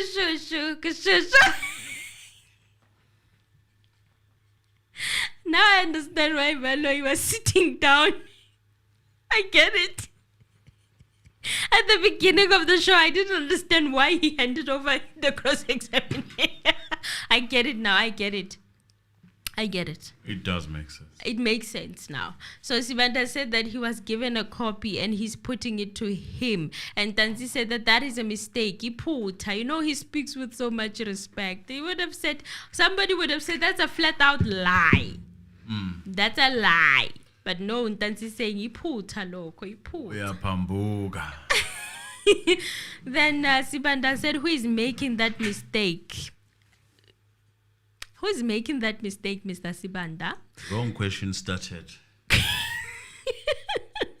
Then Ntanzi said, as I'm hearing here in court, that I was given a copy. The only copy I was given is the one that was shown to me. And Ntanzi was showing him a copy of actually that Phokeng case from Rustenburg. He had it with him where he was testifying. So Sibanda, who is making that particular mistake regarding this document, asking Ntanzi, and Ntanzi said the person that wrote here, that wrote there, the person that wrote there is the one who made that mistake. And Sibanda said, that is Sergeant Mokhani. And Ntanzi said, yes. So what if he said it was you? Then what? Then what? What if he said you are the one making the mistake? But then Ntanzi navigated the situation because you can see he's already in his feelings. He's like, the person who wrote there is the one who made the mistake. And then Ntanzi said, I would say that because he is the one who wrote there, not me. He told straight to my face that the case I was being jailed for is the Fosloras case. right, telling me I was told through my banner, Sergeant Mohani would tell me, and I was hearing of that Nongoma case for the first time in court. So Mohani wrote that at Pretoria North when he was booking him, and Ntanzi said that he is the one who wrote, but it did not happen in the manner that he has written it. So Sibanda said that the document contained case number, which is Nongoma case. And he said, and I quote, "Your lawyer even presented a document bearing the same case number. Do you have a comment?" And Ntanzi said, "I would not be able to comment on something I have no knowledge of." Asked whether the document was shown to him by his lawyers, Ntanzi said that he does not remember. He asked to be shown the document. Sibanda then said, "Do you know a certain Qiniselani Buthelezi who was arrested in that case?" And Ntanzi said no. Sibanda said, "Are you saying that you know nothing about a document that was discussed extensively here in court?" Was it discussed extensively? No, it was discussed, not extensively. Ntanzi then said yes. Sibanda said, "So why did you not ask your lawyers to show you this document?" And Ntanzi said that there are a lot of issues that are discussed here in court, and he doesn't remember if it was shown to him or not. And Sibanda then said, "So you disagree with that document, but you say you do not recall." Can't where there's confidential what? You said you had a lot of cases of Nongoma. Where are they? Why are you using Gomezulu's document to place it on him? Where are they? Like, where are the documents, the dockets? Why the police didn't give you that so that you can cross-examine properly? Why are you using Gomezulu's paper? 1 page of a judgment. That is rather odd. That is questionable. You know? Yeah, it is. Then Ntanzi said, "As I'm saying, there are a lot of documents that I'm shown by Mgomezulu. It may be that I was shown by Mgomezulu, but I just don't recall." And taking that, combined with the fact that Ntanzi has been saying that I'm less privileged when it comes to education, even if you saw it, it would be difficult to say I saw it, and considering that there are many. Now, when he says that, if he was to say that, then he moves to that, therefore, they could have given you your rights or read you your rights. You just cannot remember. He likes doing that. He likes playing that thing. He wants to twist things. He likes doing that. He say, "Oh, Batung, how can that be?" Because the rights were said via the mouth. He didn't have to read them. Yes, they were supposed to be said, to be said. And the other thing that you have to consider about the rights, they are interpreted. They cannot just be said on the language that you prefer. Yes. So it's not something that you can just them. forget easily. Batung. How Batung Sibanda? Sibanda then told Ntanzi that Gininda was not there when he was questioned. He said that Mohani questioned him about his place of employment. Ntanzi said that was never asked. Sibanda said, how were they able to get to your place of employment? And Ntanzi said that he doesn't know. There's somewhere where he also testified that he uses taxis. As a person who uses taxis, I don't think you would know road for road. I don't. It's crazy that you ask such questions. And I'll demonstrate why it's crazy, why some people ask, or the man asked that question. Yes. You are told that Mohane or Mohale called Ntanzi. Mohula. Called Ntanzi.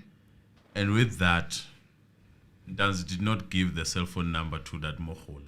No. That called Ntanzi. No. The question is, who gave that number to Mohula? And that person is probably the same person who knows when Ntanzi works. And if you ask me, I won't say much. I would just say, yebo. There was a testimony that was shredded and came back typed.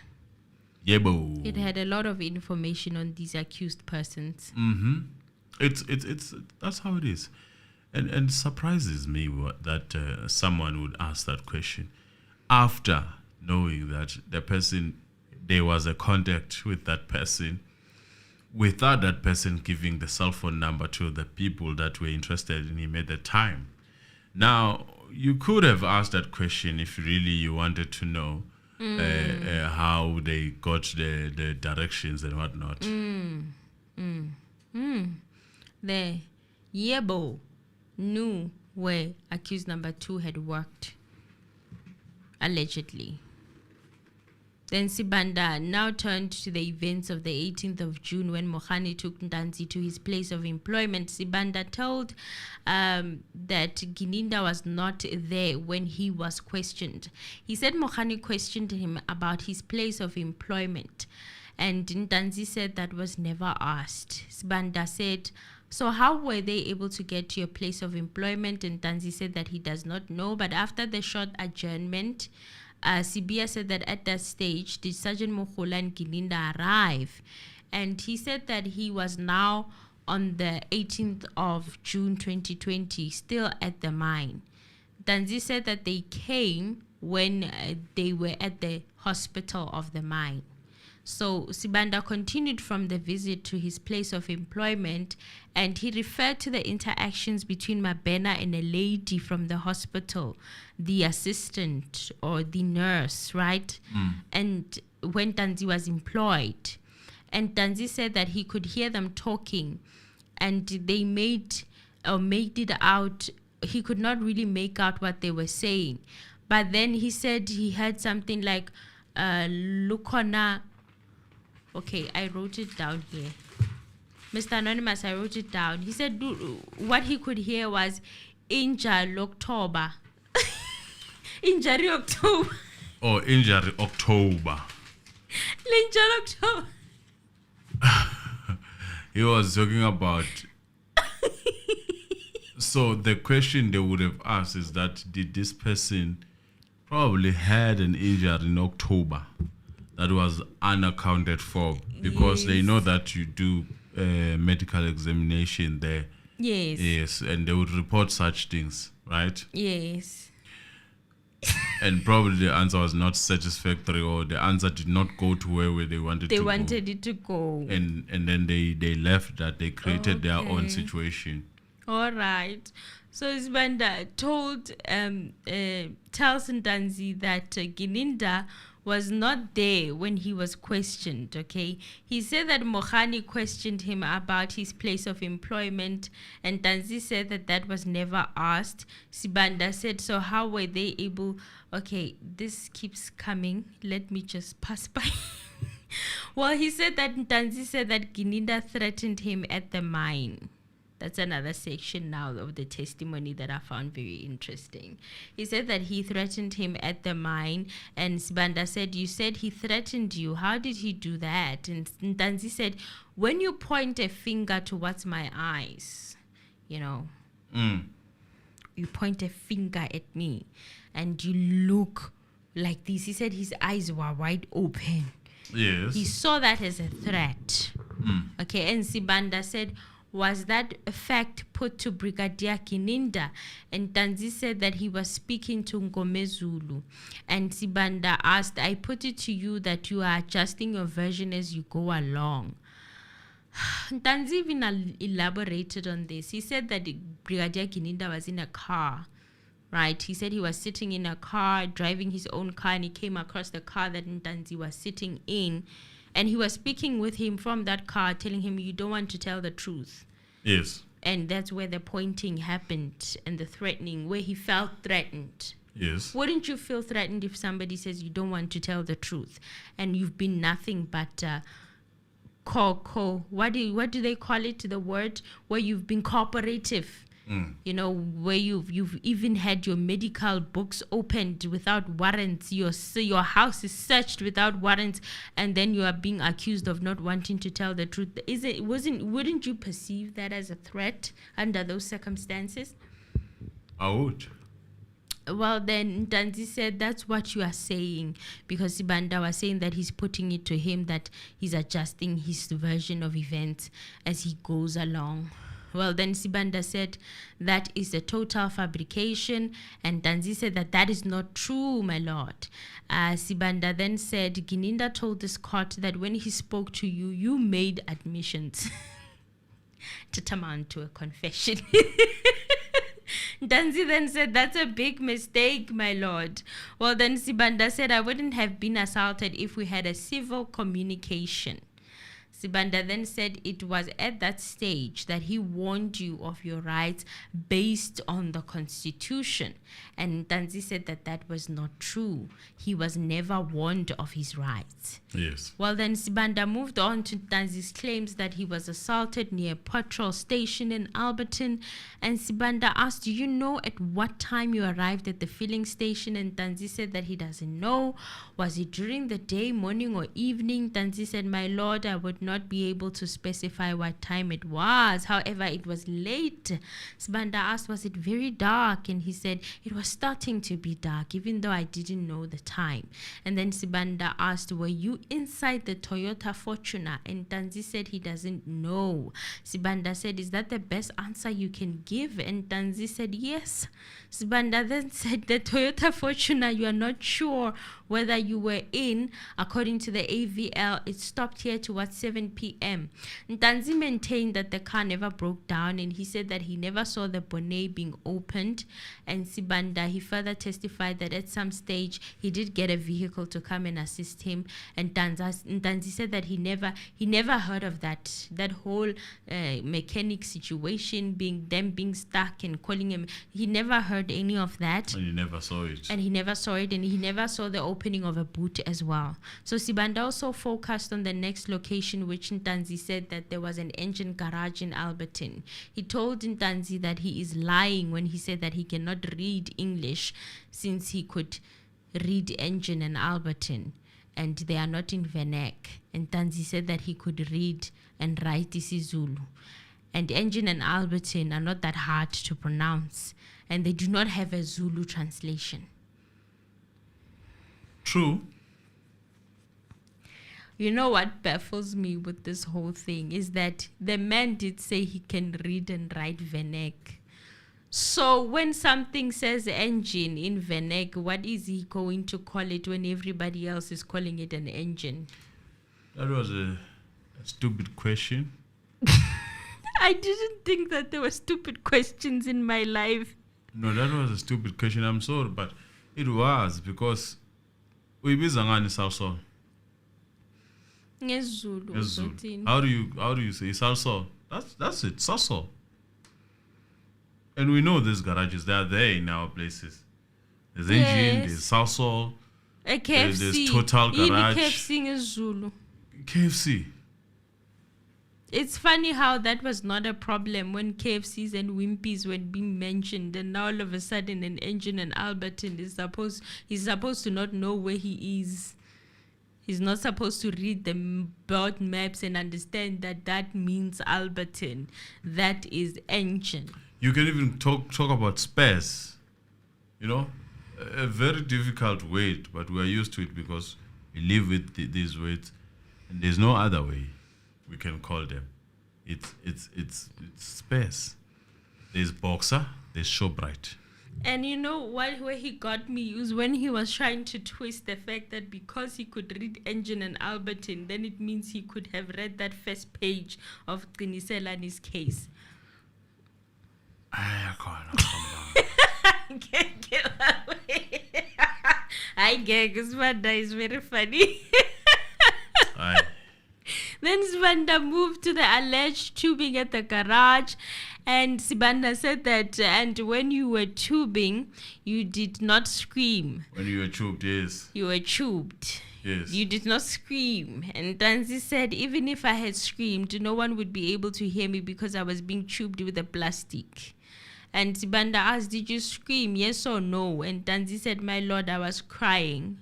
And the chair between my legs stopped me from moving or running away. He even said, Butelezi and was it Mabena were the ones who were pressing him. Sibanda then said it was initially put that which you are telling the court happened on the 19th of June before being taken to Colonel Rapadu. And Ntanzi said, I was assaulted on the 18th at night. And Sibanda said that was before the AVL was put to the court, the 24th. And Ntanzi said, I can't answer from Gomezulu. As I've stated, it was the 18th and 19th and the 24th. Sibanda then says, so the version was presented before the AVL report, you are now distancing yourself from it. And Ntanzi said that he won't be able to speak from Gomezulu. And Sibanda said, so in short, that was not your version. And Ntanzi said, my lord, I won't be able to respond on his behalf. And Sibanda said, that question is directed to you. Sibanda said, that version was put as if you were going to Moroka. And Ntanzi said, I don't remember, my lord. I also forget as I am human and I'm on the stand. Well, then he also tried to twist this in another way. It's just that now I can't recall it. He's tried to twist what he was saying with regards to this when he said, I'm a human, I also forget. And he said, you mean you also forgot? Was he trying to say that he forgot the assault ever took place or what? Or even forgot that the rights were read. The rights were read to him. Then Sibanda then said, I put it to you that you are fabricating what you said happened at the dumping site. It never happened. And Ntanzi said, let us say that was the case. Have you proven that this is fabrication? That was what he was supposed to do with his cross-examination, but he failed dismally. He was supposed to do that with his cross-examination to prove that the assault did not take place at all, but he was not working towards that. If there's anything, he was checking. He was making Ntanzi's claims even more solid. He wasn't denying them. So Ntanzi said, my lord, I'm denying what the state is saying. I was the one who was there. You know? Sibanda said it was also put to Mohani that you were taken to a park. Did that happen? And Ntanzi said the vehicle drove and I do not know where it went. Mr. Mgomezulu is the one that knows that place. Sibanda then asked, so you are now in a dumping place. According to this document, the AVL report, this vehicle never stopped there. And Ntanzi said, I don't know how this thing works. I don't know how Joburg, and I do not know how this thing works. And Sibanda said, this is the evidence, not me. With that, I put it to you that you are fabricating the story of the dumping site. It was not there. Ntanzi said, I'm disagreeing with this assertion. I saw a waste truck there. What was he doing there? If it's not a waste, a dumping area. Then Sibanda said, so you are saying even the fact that the car was at a garage is not true. Ntanzi said, I did not mention anything about the time and I don't know anything about that document. The AVL, that's what he's talking about. Then Sibanda said the AVL said the car was at a garage in Alberton. Do you agree? Ntanzi said that he was at the garage, but he doesn't know what that document says. Sibanda said even the assault, it did not happen. Ntanzi said, I am saying what I experienced. You were not there. The car never stopped anywhere. It only stopped at Guy Gibson Avenue. This is Sibanda now. And Ntanzi said, that is what you are saying.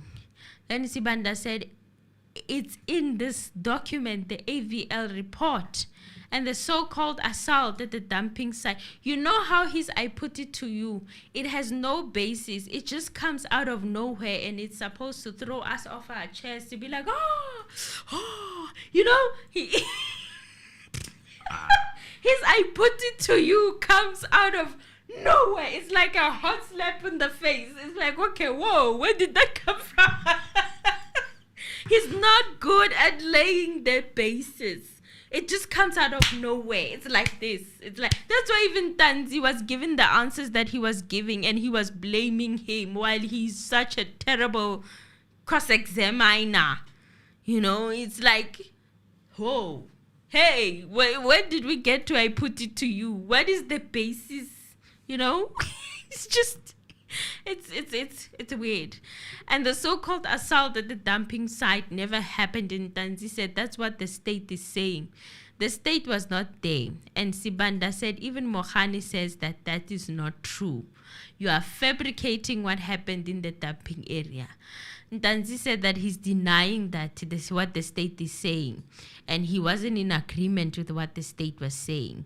While Sibanda said the fact it is in the AVL that you were at the garage is not the truth. And Ntanzi said, I believe I never mentioned anything about time. I can't explain this document. It was not written by me. And Sibanda said, Sergeant Mohani would not agree with what I am saying. I did not mention, okay, this isn't Ntanzi actually defending himself to say that even Mohani would not agree, with his claims in the court right now. And of course he won't. I mean, he denied everything. He says, I did mention that Mohani did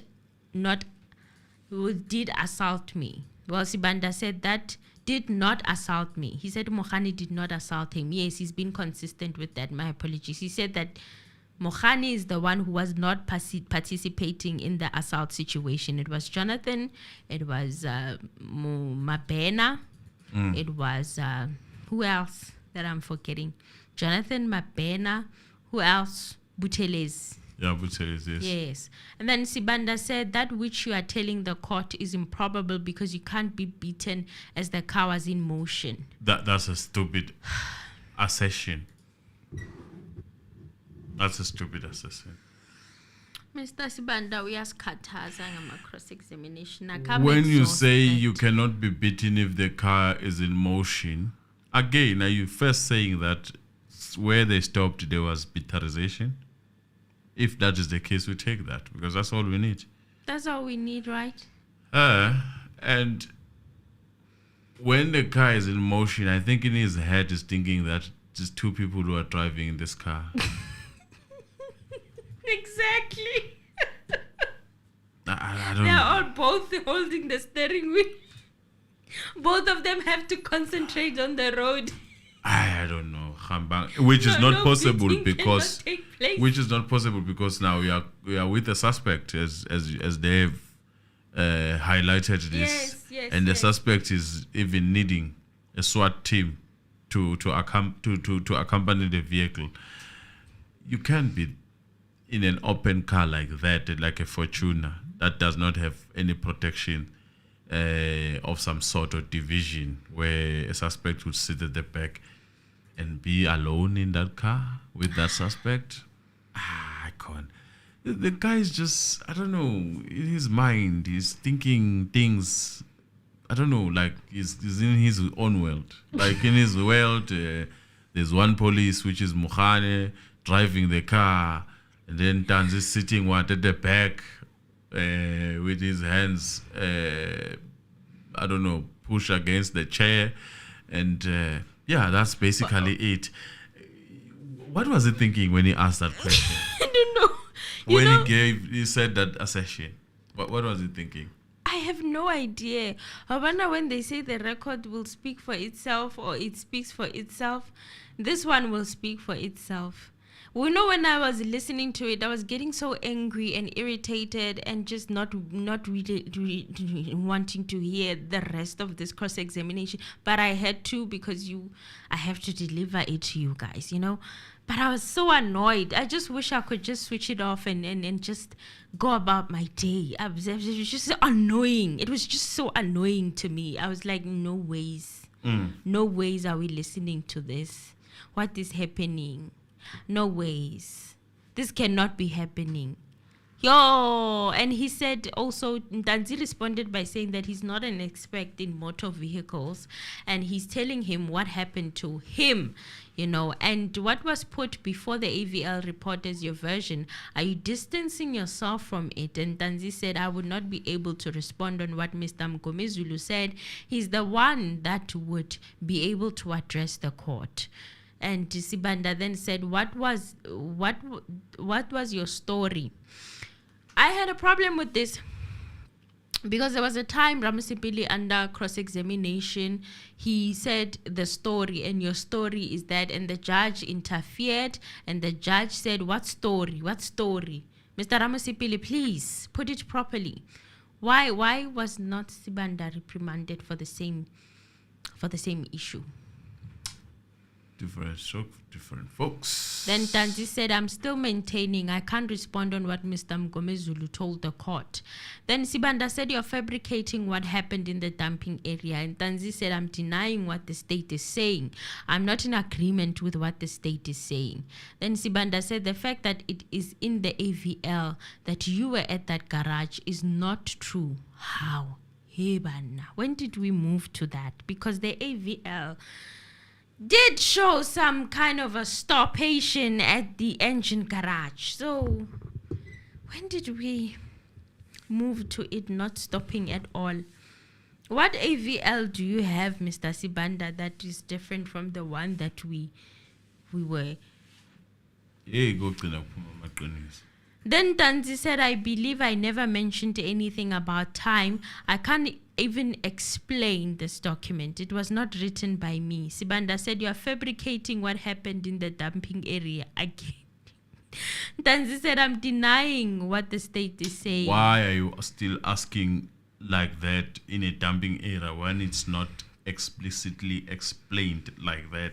It is just given as a scenario that happened, and then therefore there was a name for it to say that this is the case. I saw 1, 2, 3, and then all of a sudden we are making it beyond record as the dumping area, and the judge helped on that. If you remember, yes, the judge was in conversation with the state, saying, "I know that area. In fact, not the state, the witness, like Gininda. I know that area. Do you know any dumping area?"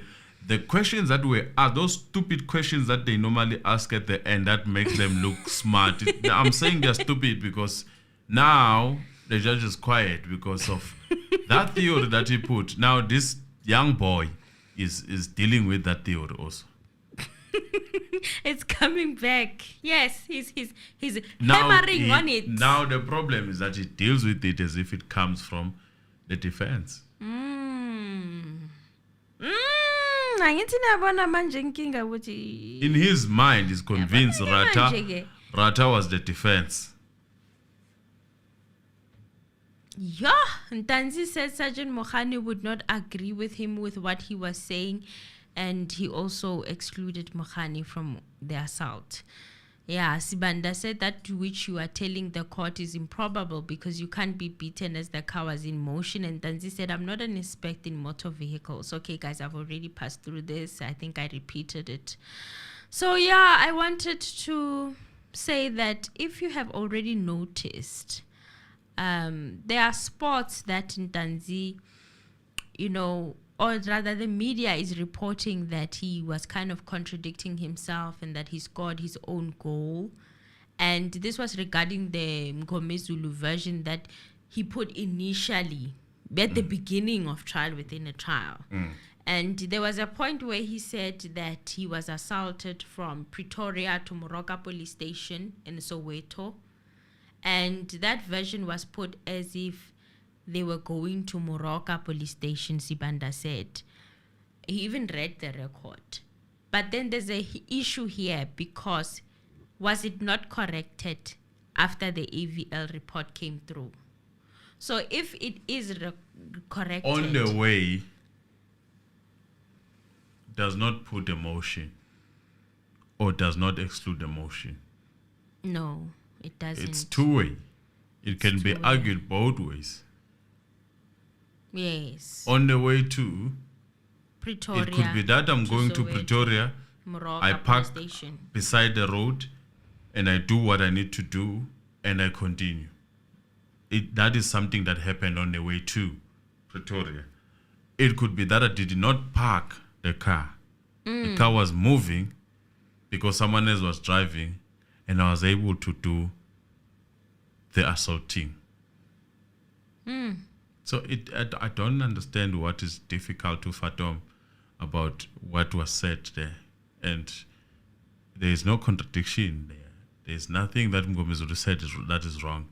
He just put a statement that can be read both ways. And there's nothing wrong with that because the author is there. He can correct it in a manner, not even correct it because it was never wrong. He can elaborate further to that statement to say that there was parking at so-and-so. Yes, and this version was well before the AVL reports came through. So Ntanzi was recollecting from his memory and giving his attorney instructions. Right? The AVL served as a tool that jogged his memory. It assisted in jogging his memory. So to hold him hostage over something that was later corrected, it just doesn't make any sense to me. Can somebody please assist me? Does it mean if someone says something initially, it's a chess game, and then it is later corrected, am I still bound to what was said initially from what I could remember? I have no way to write. I don't have a pen and a paper. The police have a pen and a paper.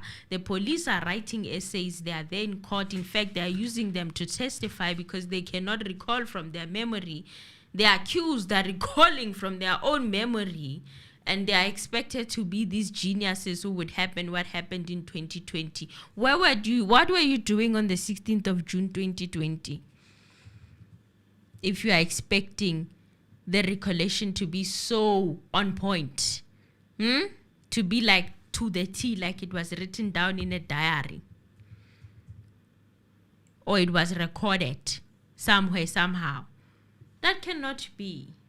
Let us use some kind of reasoning, We all saw how the police detectives were kind of relying. They were shaking. Some of them, Mohani couldn't talk. He needed that document in front of him. He couldn't testify at some point. He said, I need that statement in front of me. It's been a while since this thing happened. And we let it slide. We're like, okay, fine. He can testify with that document, even though I had a problem with it. But they're like, no, it is what it is. Let him testify with it. And it helped him. It helped him recall. He even recalled that the Fortuna was stuck and they had to call a mechanic. Did it not? His version before he was using that statement was different. He didn't even tell the court that we were stuck at some point with an accused person at the engine garage. And yet Sibanda now is saying that there was no stoppation, there was no stop at the engine garage, even though Mohani testified that there was a whole more than 30 minutes. So going back to the AVL evidence, there was a stop there. So Sibanda saying that it wasn't there, it doesn't make sense. And yes, I'm not going to go through the second, because I feel like now after going through this, it's literally a repetition. After genuine questions, he repeated all of these questions that I've just covered right now. So, Mr. Anonymous, I think the lines can be open now and people can speak their minds and tell us what they thought about Sibanda's cross-examination. I'm not happy with it. I'm not happy with it.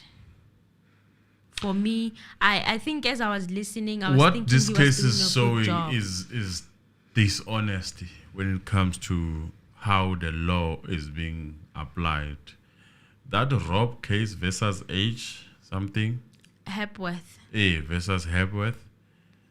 If someone, through his recollection, made a minor mistake, which was corrected, it's now being used against them. It is now a move or a chess game for the someone state. else. Yes. It's now used for someone else's game.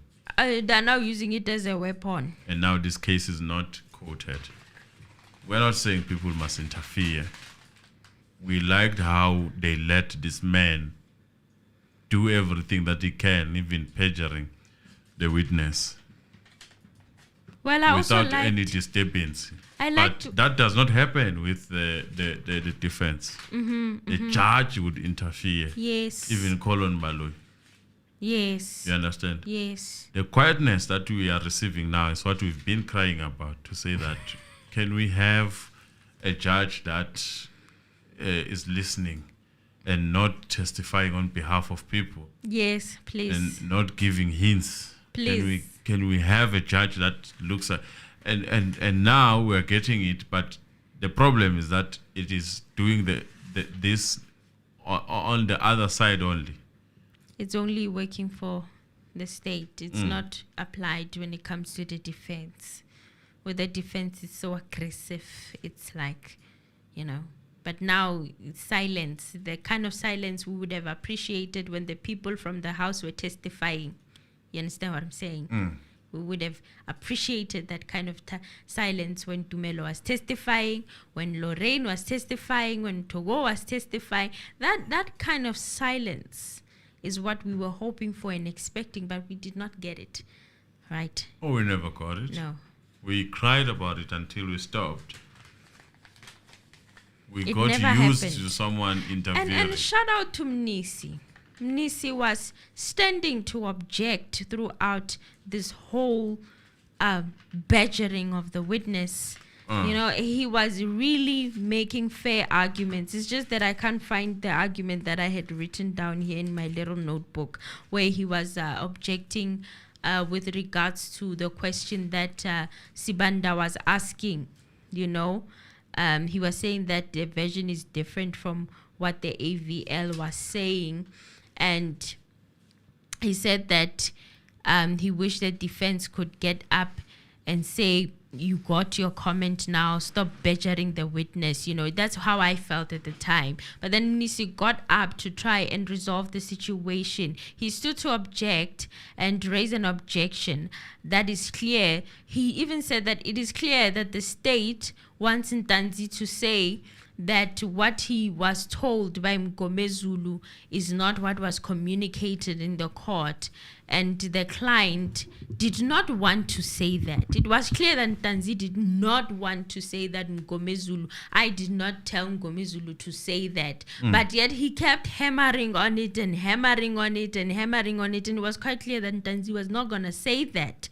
Instead of leaving it for argument, he chose not to, you know. And Nisi was saying that it seems we'll be here until Jesus comes. Because Ntanzi was not going to do that. Sibanda wanted him to say, your lawyer acted on their own accord. And also, what is this obsession of attacking Gomezulu's work? Yeah. And him and his job. What is this obsession that Sibanda has to want to discredit? It's almost like he wants to ruin. It's the same obsession lawyer. that they have with Mshololo currently. But that being said, let me get just a few people. Please like the video, share the video. Everything is wrong in that court. The dentist said for an ear injury, the patient goes to the audiologist. Yet audiology is for hearing aids, but ENT is for ear, nose, and the throat condition. That is someone who wrote this down. There must be a professional who works with these things. Mm. Yeah, guys. Court, yes, South Africa. So, guys, the calls are open now. You can call. You guys can call in. While you are liking the video, we are done talking. We don't want to keep you for longer. We just want to make sure that you also get your fair share. Yes, please. You also come and give your opinion, and you give your voice. And the numbers are scrolling on your screen below. If you want to call direct, if you want to call WhatsApp, those are both available to you. Yes, they are here somewhere. That is if you guys want to call. But if there is no call, I think we can always take based on what I feel like Emil is tired. If nothing comes out, Mzansi, hello? Hola Mzansi Reality. Siyabingelela sis Emily. Yebo. No, Mr. Ano. Yebo. Yeah. Wangivusela inhlungu mawuthi yebo. Yeah. Uyabona iyaqaka le ndaba. Ngizothatha nje umzuzu omude. Iyaqaka le ndaba ngoba phela izinyo legolide iyobe kumele likhulunywe ngalo. Khulunywa ngalo izinyo legolide. Engathi iproblem lana bekuyocheck ukuthi le ndoda ibiqamba manga yini mayithi shayi i-dentist. Izinyo legolide lingena kanjani? Lingena ngokuthi phela i-identifier yokuthi ubani ayikho i-DNA kwisigqoko, labantu laba abakhulumi isiZulu Sotho. Ngizoma ngime lapha isiZulu but English Zulu Sotho, leyo nto leyo yangihlanyisa nje sisuka because labo bantu akumele kube ngabantu ababuye KZN. Ngisho nje la eNewcastle, you understand? Awukhulumi isiZulu Sotho mawulapha. Uyabo. Manje ke siya kusibanda ke esigidisa ndawonye ijaji lethu idla makinati lithulele kumnandi kunje yaya. Yes. Kodwa ke sesizozwa kuma arguments because whatever they do, the dance they do, Sibanda can question 35 times. Strategy sakhe ngeke sisebenze. Yes, kuzoba khona ama mistake awenzayo because uyampressurize and umuntu umile laphana uyakhuluma futhi uyacasuka. Generally because of excitement I told you. Kodwa ilena Ngomezulu will come back. I don't know why people are panicking. He's throwing under the bus. Ukhuluma kahle phela. Mina I'm presenting Ngomezulu is going to lie out. Njengoba sebonisile uAttorney Lona Ramsipil uye wabuya wathi hayibo bheka, this is what happened. Usibanda uthi le moto esuka la yahamba yaya kule strata lesabakhuluma ngaso. Kodwa i-evidence no, there were other stops, there were other areas. It didn't go straight there yamalapho. So I mina anginandaba abaqede ngoNtanzi siye kuma arguments sibone ukuthi uthini lo judge. Yes. Yeah. Sengiyabonga ke kakhulu nami sengikhafulile. Thank you very much. Thank you very much. Thank you. So yeah, he's saying that the shocking thing iyaxhaka translation. Mr. Anonymous, help me quickly translate. It's confusing. And he's saying that the doctor was supposed to talk about the gold teeth, and then he decided to check whether the person was injured or not. This is for our non-Zulu speaking thingy. I'm quickly trying to translate. And that dentist went on to check whether the Ntanzi was beaten, which is not part of what he was supposed to do. And also he was saying that the DNA that should matter, the DNA from the head, that is the evidence, that should matter, that should be linking these accused, but none of the DNA from the head matches the people that are the 5 accused. And also the Zulu Sotho issue. Zutu. Okay, he's saying the Zulu Sotho issue, they can't be from Newcastle. These people who are going to be speaking Zulu Sotho, there's no way they're from KZN, Newcastle. They can't even be from Newcastle. Newcastle made an example because it is closer to other non-Zulu speaking people on the basis that it is almost on the borderline of Mpumalanga, through Folkras and all those other places. Yes. And he's saying that the judge is also quiet. Utus Lisa Makinati. I don't know the translation. You would translate it in a sense that when you are chowing something, you, through manners, you're not supposed to speak. So the judge is basically quiet. Quiet, yes. And he said Sibanda was busy making us dance, Yes.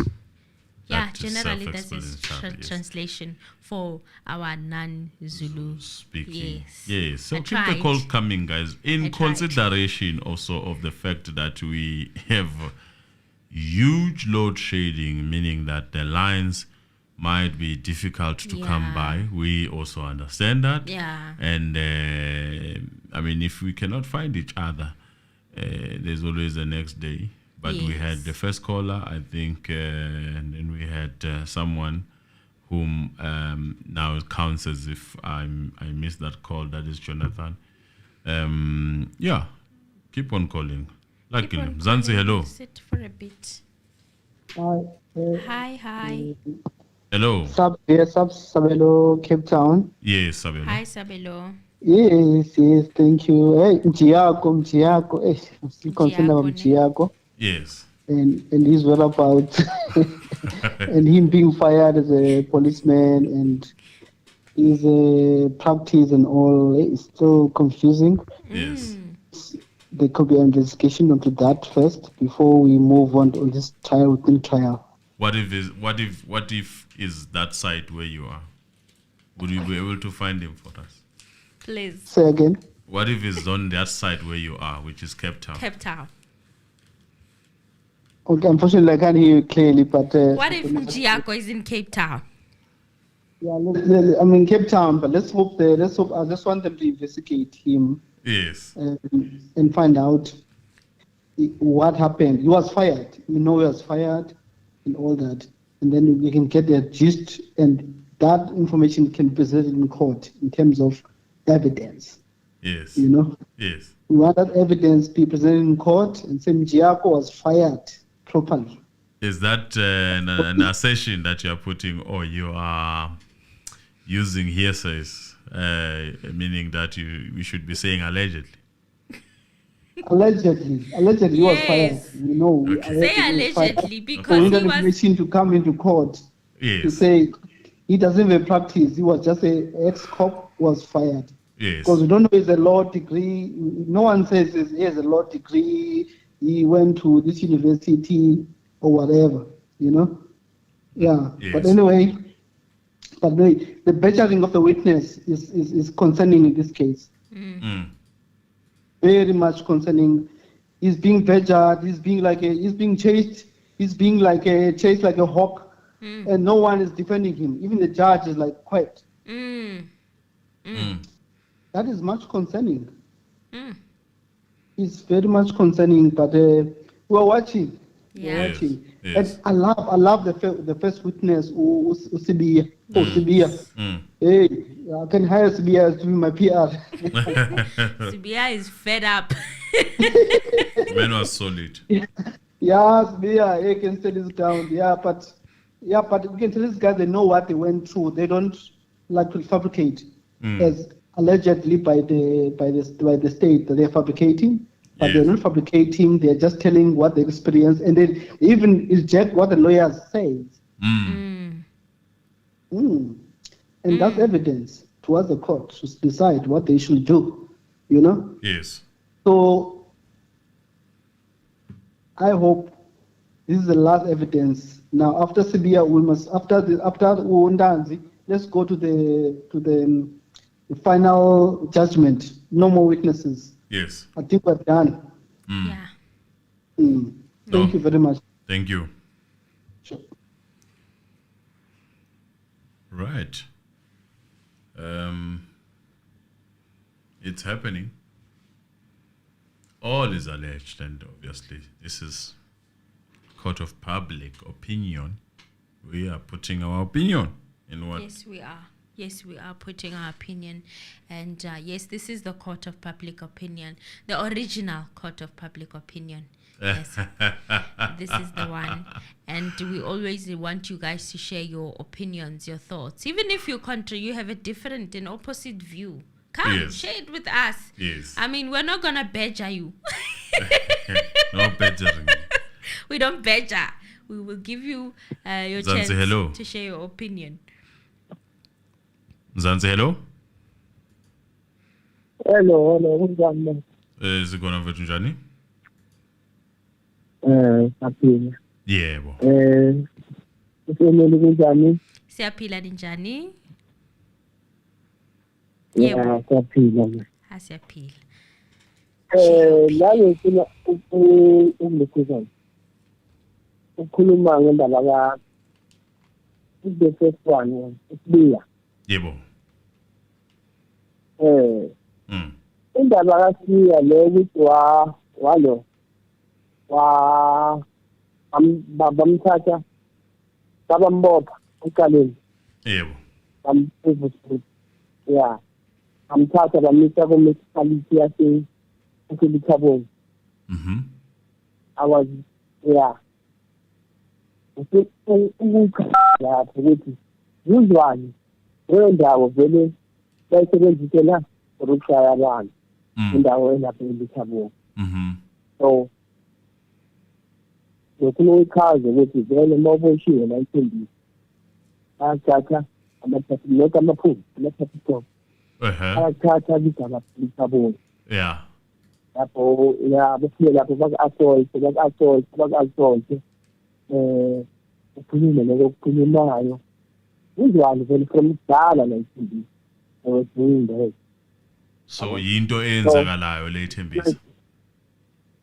Yeah, befuna nje ukwazisa nje lokho baselithabonga. So I was waiting ukuthi I always listen to you guys. Yes. Yabona, you are teaching us a lot about law.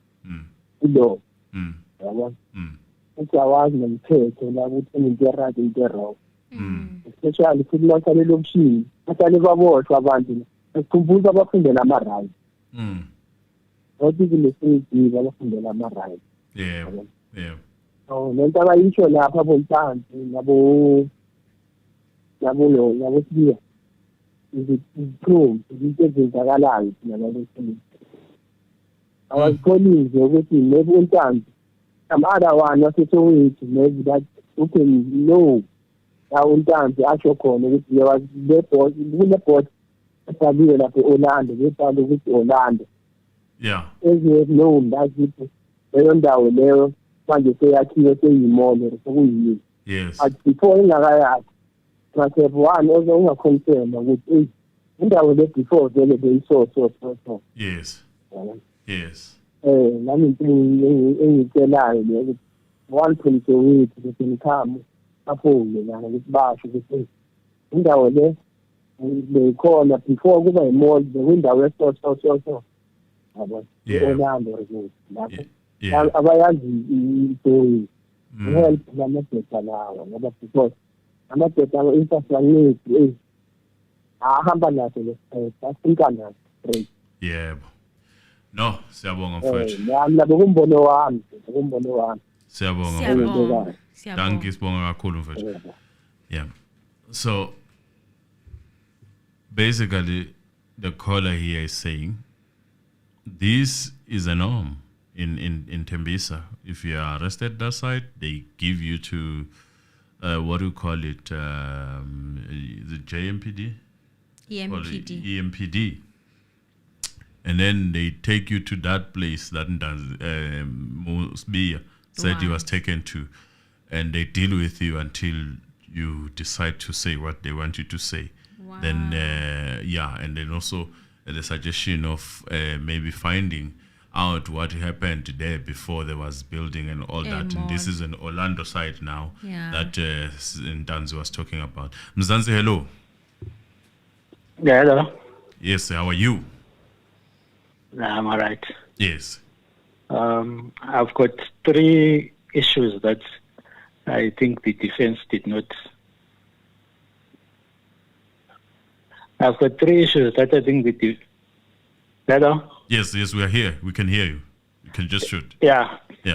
Three issues that the defense did not address properly. The first one is the issue of the interpreter. Yes.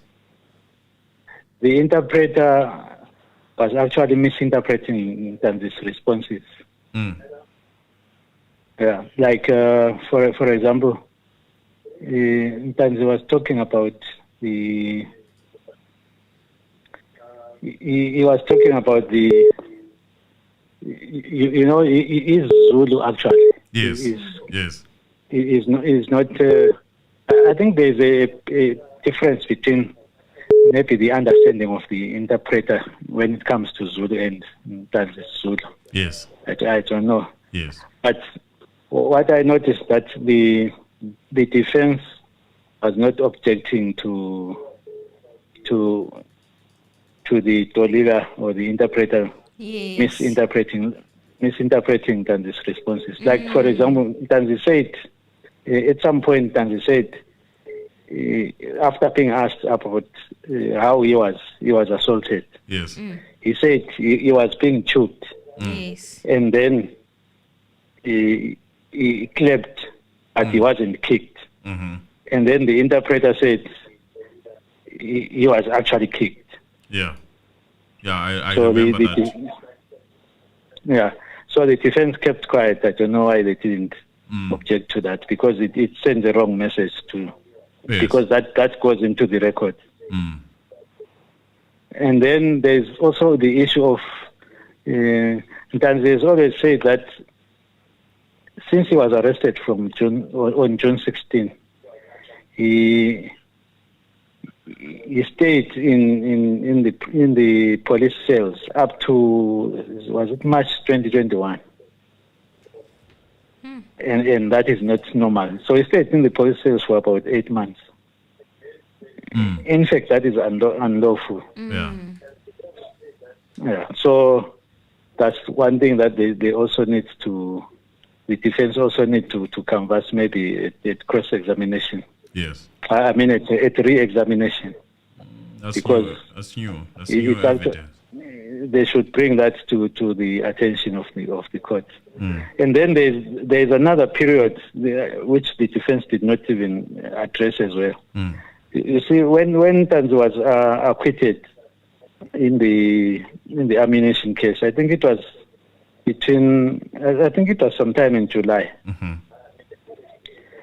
So between July and October 26, yes, when he was charged for 636, he had no pending cases because 163 he had not been enrolled in court. Yes. So it means by law he had no pending case against him. But still, they kept him in the police cell. They kept him in custody. Yes. So what was the reason for keeping him in custody in that period? Because you cannot arrest in order to investigate. So I think the defense is a bit sleeping on duty when it comes to such issues, because they should at least have a diagram of with all the dates to actually follow up the trajectory from 16 June right up to 5 March when they appeared in Boksburg for the last time. Yeah. So I don't know why they are not addressing all those issues, because those are actually strong points in my view, which are in favor of Ntanzi. With the interpreter, they can just raise that point and then ask for him to be replaced, or maybe the judge will take note of that and then they monitor how he's interpreting. Because today he was actually making a mess of the interpretation. Yes. Yes. I happen to agree with what you're saying. Okay, that's all that I wanted to say. Thank you. I do agree. Some of the interpretations, I was like, wait a minute, what? Of course, I had to listen, Mr. Anonymous. I listened, and I wrote what was coming from Ntanzi. I wasn't too reliant on the interpreter because I noticed that there are those discrepancies that happen sometimes. It's not just him, by the way, even with Jonas. Yeah. Jonas is a light speaker, Zulu speaker, light one. Very light. This is why I listen to what Ntanzi is saying. Yes, I don't listen that much to the interpreter because I'll end up writing things that don't make sense. Right. So, yeah, guys, I think that is about it. Do we have another caller? Yeah, just want to read this and then I'm out. However, the silence of the judge, this is Jonathan, is proving both the accused fear the state not protecting them, and I will add, stating that they want them to go down, allegedly. So, they want them to go down. Let us leave it here. Yeah, let us pause it here. We'll retain the energy as well for today. We know that he might as well stretch this cross-examination, repeating the same questions over and over and over and over and over for the entire week. So, I need my rest. You do, to focus. Yes. Cheers, guys. Bye. Please like the video, share the video, and comment as much as you can. that keeps the video going. And do watch the adverts, guys. Not to remind you. Watch the adverts. Please watch the adverts. Please, please. We don't set them, but they do come through, and that's how we get to maintain this channel. Yeah. Not asking for a lot of things, but just that. That will be you, in a sense. Veiws, hello. Cheers, guys. Please like the video, share the video, and. Mr. Anonymous, your voice is playing in the background. Yes. It's a radio voice. It's not a good feeling. It's not a good feeling. It's not a good feeling. But it's a good voice, is it not? It's a vibrato diaphragm type of speaking from the voice. Yes, guys. Right. So, guys, I'm not gonna take any calls anymore. Bye Maloloza, bye Bruno, bye Mthokozi Slanga, bye Nhlanhla Yethu, and bye Net. Net. Yes. And then bye to Whitston. Hope I read it correct. Jeremiah, bye. Who else am I missing? This person is calling. Maybe it's got something. Yeah, maybe they have something to say. Let's keep Ntanzi, hello. Ntanzi, hello. Hello. Hi, sir. How are you? Hello, can you hear me? Yes, we can. Yeah, no, I was saying, I don't see Ntanzi and the guys winning this case because at this point, it's not even about the facts and the merits. It's about the integrity of the state and the judiciary. So it's about, in fact, the state, because if this is a very big case and if it is proven that the state, did some maladministration and didn't do things the right way, it sends out a very, very, strong message, and people will lose confidence in the state, in the SAPS, in the NPA. It will just be a mess for the judicial system. So I think it's bigger than Ntanzi and the guys, because even the media, you can even see with the media reporting how they report. It's like it's a political thing. And the narratives. Yeah, you can even see with the narrative that you can already tell which side they are on. It's not objective reporting. So, it's a bit tricky, man. Because I think, at this point, Rata is on board as well. Because they all realize that if we lose this case, what does it mean? Yes, it means Ntanzi is free. Now Ntanzi is going to come in through the state. Now people will lose confidence in the state, and the police. So I think this one they have to win it. Yeah. By any means, they have to win this one. That's why they'll try and they want to win it on technicalities. So that's why Sibanda is too technical. It's just capitalizing on small technical issues that don't have, it's contradictions that are immaterial, So Rata is also gonna, because Rata is also,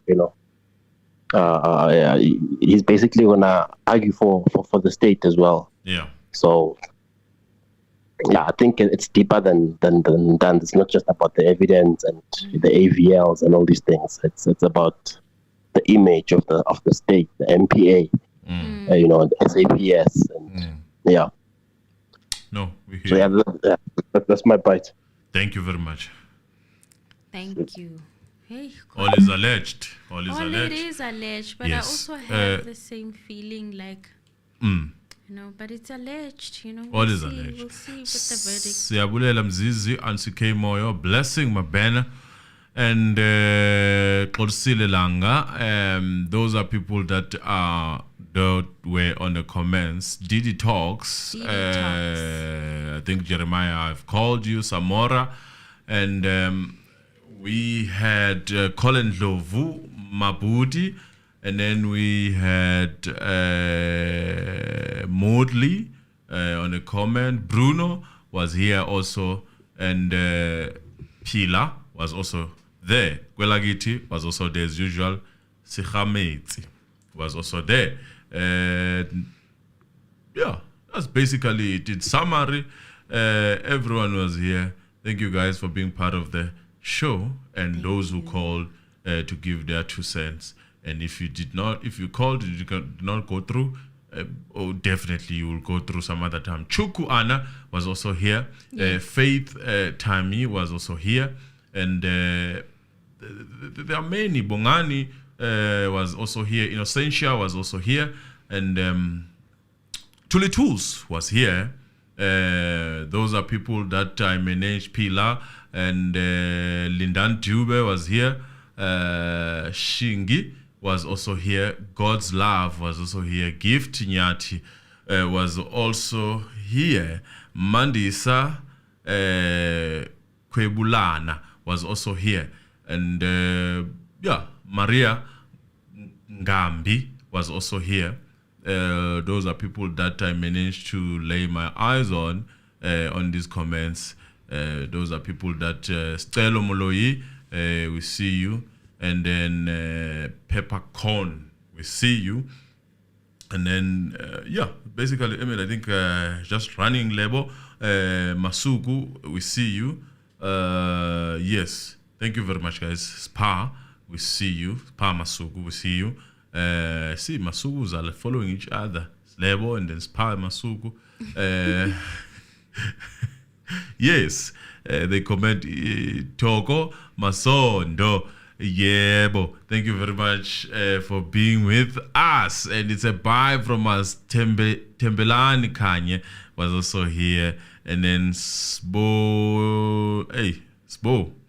Ngizothi nje Sbo. Ngoba manje angisazi ukuthi ngizoqhubeka ngiye ngaphi. Kodwa ke nansi le number that is from all the way across the board. Let us close with it. Ntanzi, hello. Ntanzi, hello. Hello. Hi, how are you? I am fine, thanks. How are you? I'm all right. Okay. Hi guys, akhona comment kangakanani ngicela ukubulela nje umsebenzi eniwenzayo. Usinceda kakhulu team as overseas. I'm coming from like in Britain. Yes. Because abanye basebenza emini uyayazi into yobana okay ngizawufika emele Mr. Anonymous bazasinceda. Abasebenza ebusuku bazakwazi xa befika emsebenzini bamamela nakhona yabona. So I just want to say we are really grateful. Because now siyayazi bakwenzeka ntoni. Umsebenzi wenu mhle kakhulu. Sibulela kakhulu ningakhathali ningadinwa. Siyabonga. Okay, thank you. I really appreciate that. Thank you so much. Thank you. Mhlangabeze Sly, we see you on the comments also. I just want to make sure that everyone that was here, Lindy Lamini, we see you. It's a morning and it's a bye catch up when we are gone. But Mr. Anonymous, you say my name. What about my surname? Jeremiah Kalahosi. Hey, Kalahosi. Yes, Jeremiah Kalahosi. I think I got it right or got it wrong. Emily, tell me. You're right. Kalahosi. Kalahosi. Yes. Kalahosi. Are you from Botswana? Yes, sure. And then there's Strike Mutlaneng. Very good morning. And catch up while we're gone. Thank you very much. Sims Kaba. It's a bye. Bye, guys. Pleasure Thank being you. with you. It's a wrap. See each other in a couple of hours again.